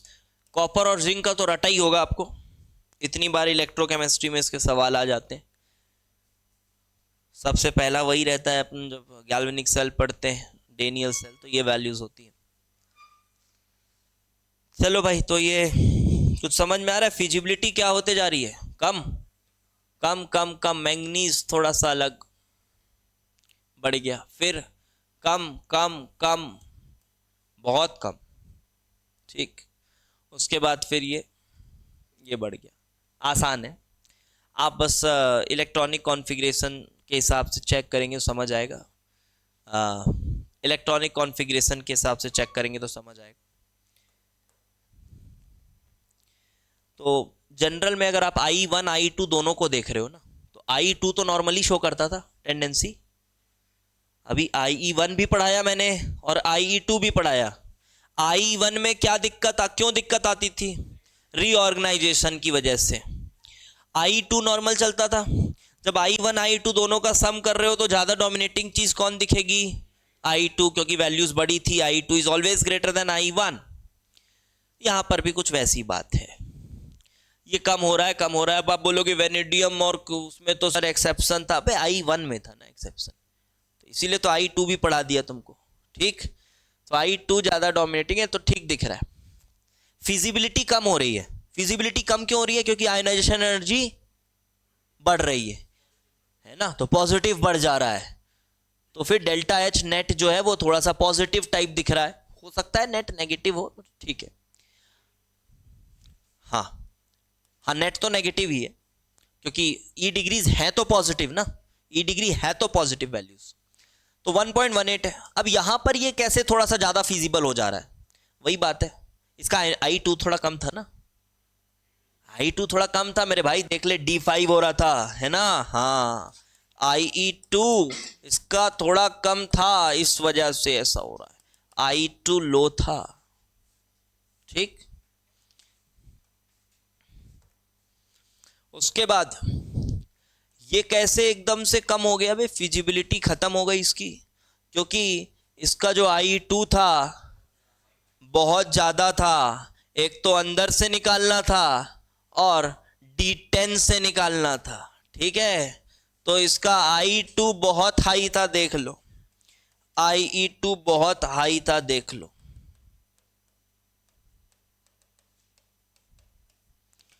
I2 very high,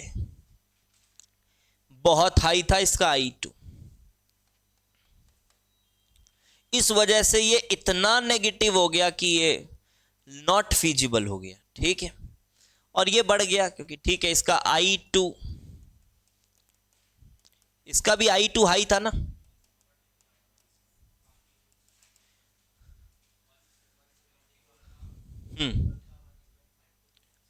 copper का कितना लिखे थे? ठीक,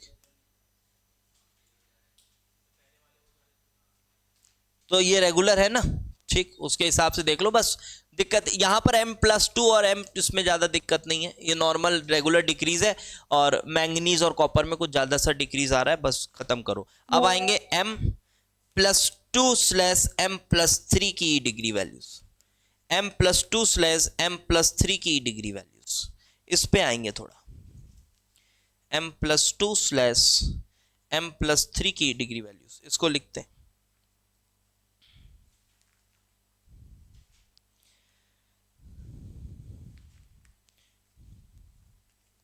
अब यहाँ पर निकल वगैरह को नहीं लिखेंगे हम, क्योंकि निकल की +3 मिलती नहीं है, ठीक है। तो इसलिए जो +2 से +3 वाली टेंडेंसी शो करते हैं सिर्फ उन्हीं को लिख रहा हूँ मैं। जैसे टाइटेनियम से शुरू कर रहा हूँ, titanium, vanadium, chromium, manganese, iron and cobalt. अगर मैं आपसे पूछूं, अगर मैं आपसे यहाँ पर पूछूं कि बताओ भाई ये जो Fe है, Fe का +2 से +3 फिजिबल होगा कि नहीं? अगर मैं आपसे ये सवाल पूछूं तो आप क्या बताओगे? ये फिजिबल होगा कि नहीं? क्या इसकी ई डिग्री पॉजिटिव है या नेगेटिव? थोड़ा ये सोच के बताओ। चलो, Fe से देखो +2 से +3 की बात कर रहे हैं भाई, सिर्फ I3 की बात हो रही है। I3 मैंने डेटा लिखाया नहीं है, ठीक है, जरूरत भी नहीं है, आप बस दिमाग लगा के बताओ ये Fe +2 से Fe +3 पॉजिटिव होगा कि नेगेटिव? सोचो।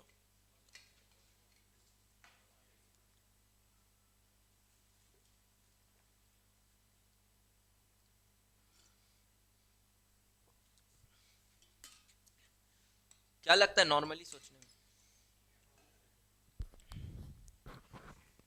नॉर्मली सोचने में पॉजिटिव लगता है, क्योंकि Fe+2 का क्या कॉन्फ़िगरेशन है? 4s2 3d6 में से 2 इलेक्ट्रॉन गया तो ये हो गया 4s0 3d6। अब एक इलेक्ट्रॉन निकाल दिया जाए तो 4s0 3d5, 3d5 तो मजा आ जाएगा, 3d5 क्या आ जाएगा? मजा आ जाएगा, ठीक है। तो फिजिबल लगता है ना, फिजिबल लगता है। और Mn क्या लगता है? Mn का +2 से Mn का +3, ये क्या लगता है? तो बोलोगे सर ये तो D5 ऑलरेडी है और फिर D5 से D4 करना है, तो सर ये क्या लग रहा है देखकर? ये फिजिबल नहीं लग रहा है। तो ये क्या लग रहा है देखकर? नेगेटिव लग रहा है। ई डिग्री वैल्यूज की बात करूं, मैं लिख दे रहा हूं, ये ई डिग्री वैल्यूज की बात हो रही, ये देखकर नेगेटिव लग रहा है। This is E degree m+2/m+3, ये देखकर नेगेटिव लग रहा है, बट होना क्या चाहिए? सॉरी, ठीक है, देखकर नेगेटिव लग रहा है। ये देखकर क्या लग रहा है? पॉजिटिव। बट मैं बताऊं ये भी नेगेटिव है, ये भी नेगेटिव, ये भी नेगेटिव है, ठीक है, ये सही लग रहा है आपको, बट आयरन का जो लग रहा है ना पॉजिटिव, वो पॉजिटिव नहीं। इसका रीजन ये है भाई कि देखो, ये जब आप इधर जा रहे हो ना, तो सिर्फ आप इलेक्ट्रॉनिक कॉन्फ़िगरेशन से बहुत ज़्यादा ऑब्सेस्ड मत हो जाइए कि आपको D5 दिख रहा है तो मज़ा आ गया। भाई Z इफेक्टिव भी बढ़ती जा रही है, तो I3 की वैल्यू इधर जा रहे होगे तो बढ़ती जा रही होगी, काफ़ी बढ़ रही होगी। और एक समय ऐसा आएगा कि आप कितना भी अच्छा हाइड्रेशन करा लो, जितना अच्छा इलेक्ट्रॉनिक कॉन्फ़िगरेशन हो, बट I3 बहुत बढ़ जाता है। तो यहाँ तक ये याद रखो, 6 चीज़ों का लिखाया था मैंने, और 6 में ये 3 का पॉजिटिव होता है। ये 3 का कैसा होता है वैल्यू? ई डिग्री पॉजिटिव। और ये 3 का कैसा होता है? नेगेटिव। लेकिन हाँ, ये बात सही है कि आयरन थोड़ा तो उसको बेनिफिट मिलेगा ना यार, क्योंकि D5 हो रहा है, तो नेगेटिव है लेकिन लेस नेगेटिव, ठीक है, नेगेटिव है लेकिन लेस नेगेटिव है। लेकिन इसके इधर सब क्या होंगे? नेगेटिव। क्यों? क्योंकि Z इफेक्टिव इतना बढ़ गया, Z इफेक्टिव इतना बढ़ गया कि वो ई डिग्री को नेगेटिव कर दिया है, क्योंकि I3 बहुत बढ़ गई, I3 बहुत बढ़ गई। और यहां पर बात किया जाए तो ठीक है, तो वैल्यूज लिख रहा हूं मैं।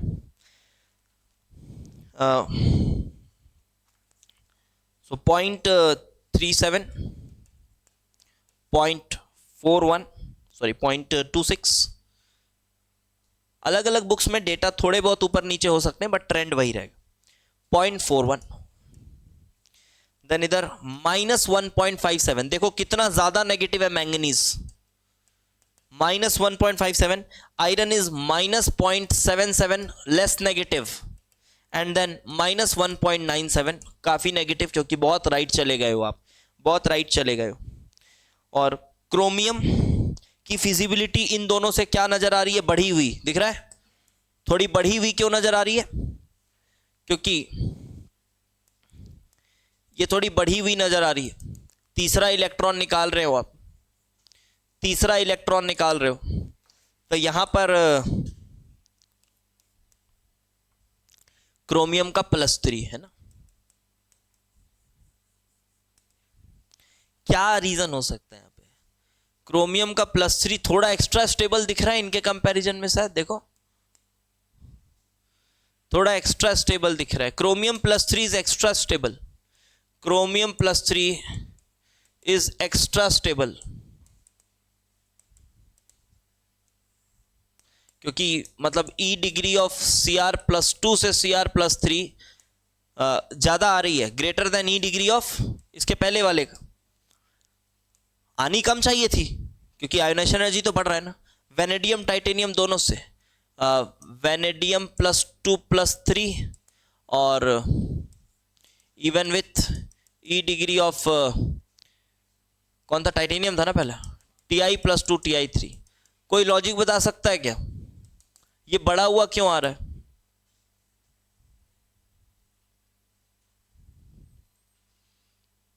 क्रोमियम जो है ना +3 में, ठीक है सही बात बोल रहे हो, क्रोमियम +3 एक्वस है।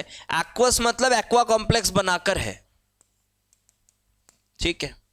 और जब ये एक्वा कॉम्प्लेक्स बनाकर है और ये D3 है, तो D3 का जब आप लिखेंगे कॉन्फ़िगरेशन, जब आप D3 का ऑक्टाहेड्रल कॉन्फ़िगरेशन लिखेंगे तो आपको यहां मिलेगा ये और यही कॉन्फ़िगरेशन मिलेगी।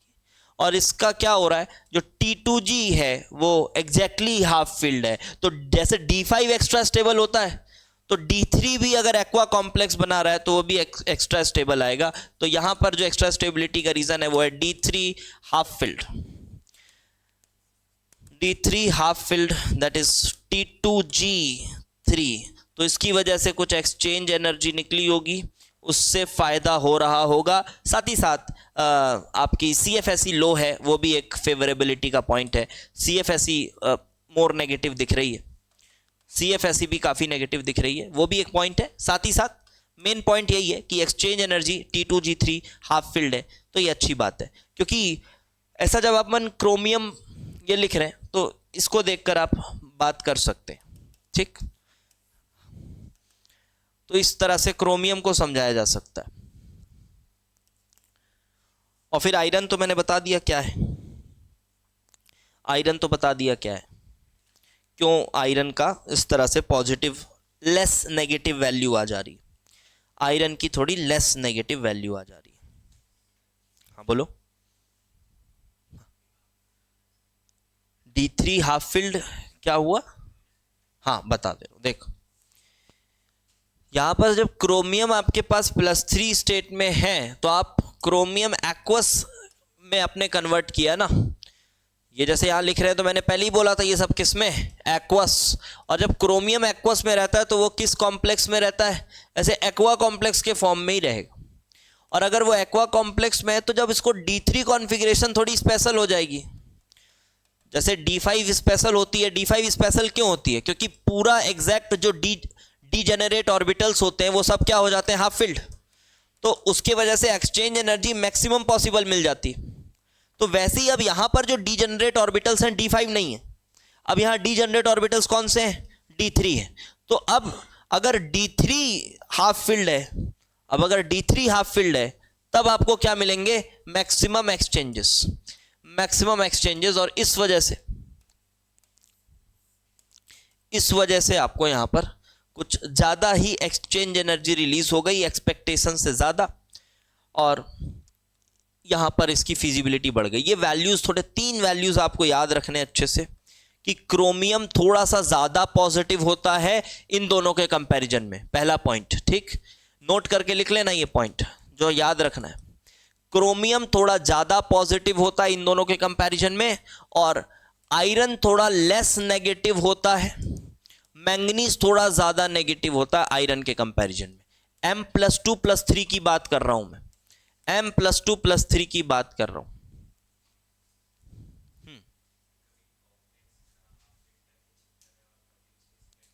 नहीं D5, हाँ बता रहा हूं, वहां भी कॉम्प्लेक्स को ही आप चेक करो। तो कॉम्प्लेक्स अगर नॉर्मली D5 भी है तो भी जो है मैक्सिमम एक्सचेंजेस पॉसिबल है, ये भी हाफ फील्ड, ये भी हाफ फील्ड, तो D5 भी कोई बुरा नहीं हो गया। वहां भी समझ लो आप कॉम्प्लेक्स की तरह ही चेक करो। ठीक सवाल पूछा इसने कि कभी कॉम्प्लेक्स को देख रहे हैं कभी इसको देख रहे हैं। तो यहां पर क्या हो रहा है, अच्छा है, यहां भी एक्सचेंजेस मैक्सिमम पॉसिबल है, यहां भी सभी हाफ फील्ड है, तो D5 भी बुरा नहीं है, D5 भी बुरा नहीं है, D3 भी बुरा नहीं है। D5 थोड़ा बुरा क्यों हो जा रहा है? ठीक, पॉजिटिव हो जा रहा है, ठीक है। और एक्वा कॉम्प्लेक्स है तो देखो D5 ऊपर भी जा सकता है, क्योंकि जनरली वाटर कैसा होता है? Weak field ligand, weak field ligand होता है, बट कभी कभी क्या होता है? स्ट्रॉन्ग फील्ड होता है। स्ट्रॉन्ग फील्ड किसके साथ बताया था? कोबाल्ट बताया था, और कॉपर बताया था क्या? कोबाल्ट और कॉपर बताया था शायद, +2, कॉपर का +2, कोबाल्ट का +3, है ना? हाँ, तो इसलिए मैंने इलेक्ट्रॉन ऊपर भेजे, क्योंकि पानी जनरली कैसा लाइगेंड है? Weak field. तो एक्वा कॉम्प्लेक्स के लिए मैं वीक फील्ड लाइगेंड की तरह बात कर रहा हूं। तो अगर ऊपर भी 2 इलेक्ट्रॉन चले जाते हैं तो D5 बुरा नहीं हो जा रहा है। हाँ, मानता हूं थोड़ी सी CFSE वैल्यू कमजोर हो जा रही है, बट एक्सचेंजेस जो है वो तो अपने में बढ़े हैं। इसके एक्सचेंजेस डिस्टर्ब हुए क्या? इसके एक्सचेंज डिस्टर्ब नहीं हुए। इसके एक्सचेंजेस ठीक है, अच्छे हैं, मैक्सिमम पॉसिबल ऐसे ही हैं। साथ ही साथ हाँ, CFSE वैल्यू थोड़ी सी घटी है, वो बात है, बट D5 बुरा है ऐसा नहीं है, क्योंकि इसमें कोई डिस्टर्बेंस नहीं आ रहा है। तो एक्चुअली हम हर बार कॉम्प्लेक्स की तरह ही देख रहे हैं, बट बोल नहीं रहे हैं बार बार उसको। वैसे जहां पर जरूरत पड़ गया कि उसके बिना नहीं समझ आएगा, तो उस समय अपन ने कॉम्प्लेक्स की तरह बोल दिया उसको, उस समय कॉम्प्लेक्स की तरह बोल दिया। कुछ और प्रॉपर्टीज हैं, फटाफट से उसको डिस्कस करते हैं, वो किताब से डिस्कस करेंगे, लिखने की जरूरत नहीं है। और वो है जैसे डेंसिटी हो गया, मेल्टिंग पॉइंट हो गया, ये सब का जो ट्रेंड है ना, ये किताब से देख लेंगे। ऑक्सीडेशन स्टेट्स हो गए, ये सब पोर्शन। तो सबसे पहले आ जाओ वेरिएबल ऑक्सीडेशन स्टेट्स में। तो ये अलग अलग ऑक्सीडेशन स्टेट्स दिखा सकते हैं। तो भाई variable oxidation state is the next thing to be discussed. तो ऑक्सीडेशन स्टेट कोई दिखाता है अलग अलग, उसका क्या लॉजिक था, कैसे दिखाते हैं ऑक्सीडेशन स्टेट्स अलग अलग? वैलेंस इलेक्ट्रॉन्स पार्टिसिपेट करते हैं बॉन्डिंग में, ऐसे ही पढ़े थे। जैसे कि बात करूं मैं टिन की, SN कॉन्फ़िगरेशन क्या था? NS2NP2, यही कॉन्फ़िगरेशन था ना इसका। NS2NP2 कॉन्फ़िगरेशन था, कार्बन फैमिली का था मेंबर ये, अबे था ना। तो कितने इलेक्ट्रॉन पार्टिसिपेट कर? वैलेंस इलेक्ट्रॉन पार्टिसिपेट करते हैं। वैलेंस कितने? 4, तो 4 कर सकते हैं। अच्छा, कभी मन किया कि नहीं मैं नहीं जाऊंगा, S वाला बोल रहा है तू ही चले जा, तो कितने हो गए? 2 हो गए। तो +2 +4 थी इसकी पॉसिबिलिटी। अब यही चीज हमने बोला था लेड के लिए NS2NP2। तो अब ये NS2 बोल रहा है मन तो है जाने का लेकिन जा नहीं सकता, क्यों? Inert pair effect. तो यहां सिर्फ कौन जा रहा था? ये। तो पॉसिबिलिटी सिर्फ किसकी आ रही थी? ज्यादातर +2। ऑल्दो PbO2 जैसे ऑक्साइड्स भी होते हैं, बट आपको पता है ये बहुत अच्छे कौन से एजेंट्स हैं? ऑक्सीडाइजिंग एजेंट्स, क्योंकि +2 में आना चाहते हैं। तो चलो ठीक। तो भाई एक चीज समझ आ गई कि वैलेंस इलेक्ट्रॉन पार्टिसिपेट करते हैं। अब यहां पर हम N-1D और NS, इसको सबको वैलेंस मानते हैं, ठीक है? D ब्लॉक में इन सबको वैलेंस मानते हैं। N-1D और NS, इन सबको वैलेंस मानते हैं, बिकॉज एनर्जी के हिसाब से ये बड़े, एनर्जी के हिसाब से ये बड़े हैं, तो इसको भी वैलेंस में कंसिडर किया जाता है। एनर्जी के हिसाब से N-1D बड़ा है, तो वैलेंस इसको भी कंसिडर किया जाता है। अगर आपसे पूछा जाए स्कैनेडियम में कितने वैलेंस इलेक्ट्रॉन है, तो क्या बोलोगे? 3 बोलोगे। क्या बोलोगे? 3 बोलोगे। S2D1 दोनों को वैलेंस माना जाता है। ये अगर सेल के हिसाब से देखा जाए तो बाहर है, और ये एनर्जी के हिसाब से बड़ा है, तो दोनों को वैलेंस माना जाता है। स्पष्ट। अभी यहां पर वही बात है कि अलग अलग लोग पार्टिसिपेट कर सकते हैं। जितने अनपेयर्ड इलेक्ट्रॉन्स बढ़ने लगेंगे उतनी ज़्यादा पॉसिबिलिटी आएगी। बहुत एग्जैक्ट या शार्प लॉजिक तो नहीं है, बट एक चीज़ समझ में आ रहा है कि जैसे जैसे डी इलेक्ट्रॉन्स बढ़ते जाएंगे और अनपेयर्ड बढ़ते जाएं तो और अच्छा है, क्योंकि पेयर्ड इलेक्ट्रॉन्स को अलग करने में थोड़ी और मुश्किल है। उसके पहले क्या बात करेंगे, जैसे जैसे इलेक्ट्रॉन्स बढ़ते जाएंगे तो देखो एक रेगुलर पिरामिड बन जाता है, तो याद करना आसान है। एक रेगुलर पिरामिड ऐसा बन जाता है, और बीच में जो Mn आता है इसके पास सबसे ज़्यादा ऑक्सीडेशन स्टेट्स पॉसिबल है। इसके लिए आपको ये बुक की लाइन पढ़नी है, ठीक? और ये बुक की लाइन पढ़ोगे तो बातें बहुत ईजी भाषा में लिखी हुई है, बहुत कुछ लॉजिक नहीं है, इसलिए आराम से समझ में आ जाएगा। तो स्कैनेडियम, टाइटेनियम, वैनेडियम, क्रोमियम, तो नंबर ऑफ ऑक्सीडेशन स्टेट्स बढ़ते जा रहे हैं। चलो मैं भी आपके लिए एक ये फटाफट से ना एक बार इसको रीड कर लेते हैं। The oxidation state shown by transition elements may be related to their electronic structure. Calcium the S block element, ठीक है, कैल्शियम के बारे में समझाया है कि इलेक्ट्रॉनिक वैलेंस इलेक्ट्रॉन 2 हैं इसमें, 4s2, इसलिए ऑक्सीडेशन स्टेट +2 वाली पॉसिबल है, ठीक है। It might be expected that the next 10 transition elements would have this electronic arrangement in a regular way like D1, D2, D3. This is true except in the case of chromium and copper, ठीक है, पढ़ लिए। इन these two cases, हाँ, configuration को बताया। अब इधर आ जाओ, शायद यहीं पर सब कुछ बातें हुई होंगी। The scanedium could have an oxidation number of 2 if both s electrons are used for bonding. Scanedium क्या है? S2D1. If both s, पूरा ध्यान से यहीं पे सुनना है, अगर both s इलेक्ट्रॉन यूज होंगे तो क्या होनी चाहिए? +2 एंड +3 होना चाहिए जब 2 s और 1 d यूज हो जाए। तो पॉसिबिलिटी क्या आ गई स्कैनेडियम में? 2 और 3। बहुत ज्यादा रिजिड नहीं रहेगा भाई, कभी कभी हो सकता है कोई कोई ऊपर नीचे ऑक्सीडेशन स्टेट दिखा दें, बट जनरल ऑर्डर यही आएगा कि बीच वालों में सबसे ज्यादा अनपेयर्ड इलेक्ट्रॉन्स भी बढ़ गए तो वहां पे पॉसिबिलिटी ज्यादा आएगी। अब इसी तरह से आगे बात करा हो गया टाइटेनियम के बारे में, oxidation state of +2, oxidation state of +3 as well as oxidation state of +4। In case of chromium भी ऐसे ही बताया हुआ है। Then Mn has oxidation state of 2, 3, 4, 5, 6, 7. Among these 5, the correlation between electronic structure and minimum and maximum oxidation state is complete in highest oxidation state of the first 5 elements. All the s and d electrons are being used for the bonding. Thus, the properties depend on the size and valency. Consequently, show some similarities with the elements of the main groups in similar oxidation state. For example, sulfate, chromate, वगैरह वगैरह, ठीक है। कुछ properties में similarities है इनके बीच में, क्योंकि ये भी +6 में है और ये भी +6 में। लेकिन उसके बाद थोड़ा क्या हो रहा है भाई, जब आप बहुत लेफ्ट चले जा रहे हो तो जेड इफेक्टिव भी काफी बढ़ रही है। तो जेड इफेक्टिव भी काफी बढ़ जाने की वजह से क्या अब इतनी आज़ादी मिलेगी कि जाओ तुम बॉन्ड बना लो, जाओ तुम बॉन्ड बना लो? ऐसा इलेक्ट्रॉन्स को आज़ादी नहीं मिलेगी। इस वजह से पेयरिंग शुरू हो जा रही है और एक समय के बाद जो पॉसिबल ऑक्सीडेशन स्टेट्स हैं उसकी जो नंबर है वो क्या हो रही है? कम हो रही है। तो कुछ ऐसा और ऐसा, ऐसा वी बन रहा है और बीच वाले में सबसे ज़्यादा, एक बार ये लाइंस पढ़ लीजिएगा, ये बहुत इजी बातें लिखी हुई हैं, वो समझ में आ जाएगा। 4D 5D में कुछ बातें लिखी गई होंगी। मैक्सिमम पॉसिबल ऑक्सीडेशन स्टेट क्या देखने को मिली है? Mn का +7 है, +7 से ऊपर कुछ होता है क्या? +7 से ऊपर कुछ नहीं होता। अच्छा, 4D 5D में भी कुछ नहीं होता। रेडॉक्स रिएक्शंस पढ़ाया था, याद करो, रेडॉक्स रिएक्शंस पढ़ाया था, याद करो। अच्छा ये बता भाई, कोल्ड KMnO4 पढ़ते हो? पढ़ते हो कोल्ड KMnO4? क्या काम करता है कोल्ड KMnO4? डाइऑल बना लेता है, सिन एडिशन करता है, करता है सिन एडिशन, डाइऑल बना लेता है। उसी का एक अल्टरनेटिव पढ़ाया था, कौन था वो? हाँ, ऑस्मियम टेट्राऑक्साइड, OSO4। अच्छा, OSO4, तो ऑस्मियम का ऑक्सीडेशन स्टेट कितना हो गया?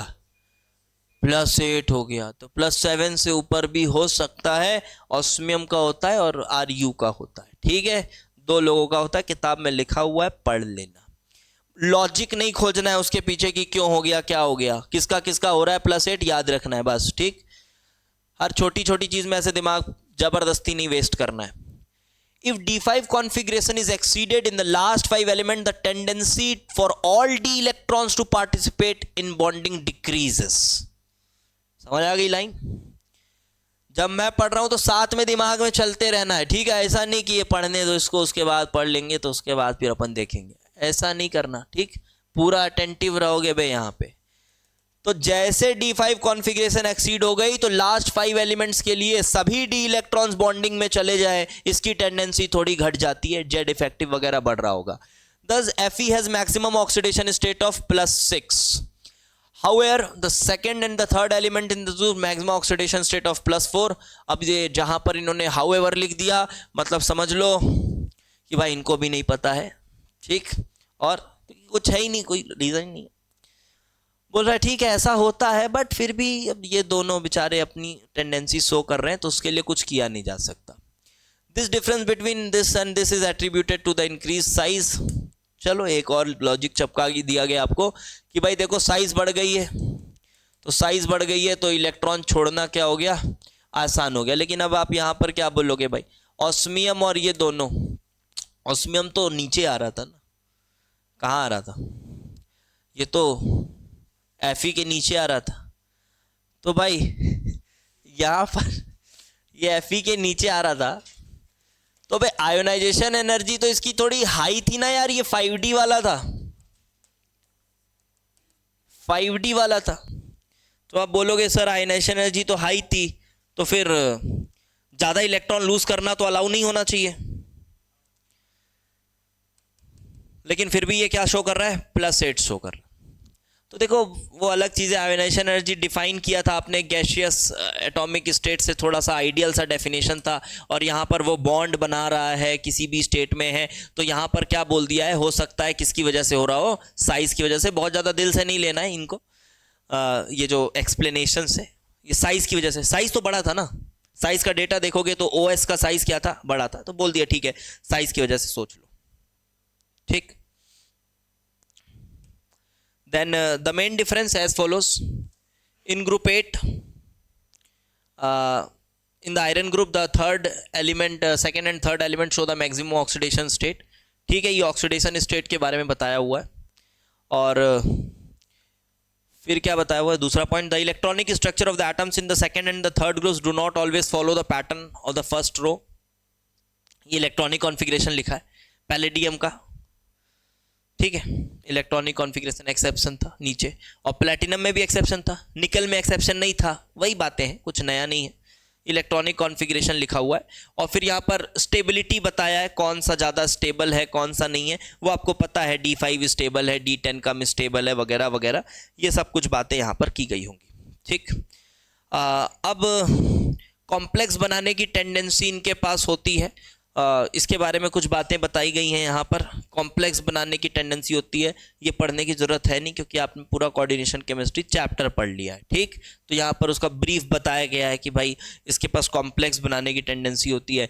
वैलेंस बॉन्ड थ्योरी से सोच सकते हैं, तो वैलेंस बॉन्ड थ्योरी से कॉम्प्लेक्स बनाने की टेंडेंसी क्यों होती है, वैलेंस बॉन्ड थ्योरी से क्या लगता है, समझ में क्या आता है कि भाई वेकेंट d ऑर्बिटल्स अवेलेबल है, क्योंकि वैलेंस बॉन्ड थ्योरी क्या बोल रही थी वहां पे कि कोवेलेंट है ये, तो इलेक्ट्रॉन लेने पड़ेंगे, ऑर्बिटल खाली होना चाहिए, तो ऑर्बिटल खाली है, वेकेंट d ऑर्बिटल्स, इस वजह से इनके पास कॉम्प्लेक्स बनाने की टेंडेंसी है। क्रिस्टल फील्ड थ्योरी क्या बोलती है कि इंटरेक्शन कैसा है, आयनिक है, और अगर इंटरेक्शन आयनिक है, अगर इंटरेक्शन आयनिक है तो फिर इनके पास चार्ज बाई साइज रेशियो थोड़ा ज़्यादा होना चाहिए, और दिख भी रहा है इनको, देखो ना चार्ज देखो, +7 +8 कहीं देखे जिंदगी में, नहीं देखे, यहां मिला। साइज देख रहे हो पाइकोमीटर्स में कितने छोटे छोटे साइज थे, 150 160 ऐसा साइज था। एस ब्लॉक वालों का साइज इनसे बड़ा होता है, ठीक है, साइज बहुत छोटा छोटा साइज है, और बहुत बराबर बराबर के साइज है, समझ रहे हो कैसा साइज है, बहुत आसपास के साइज है।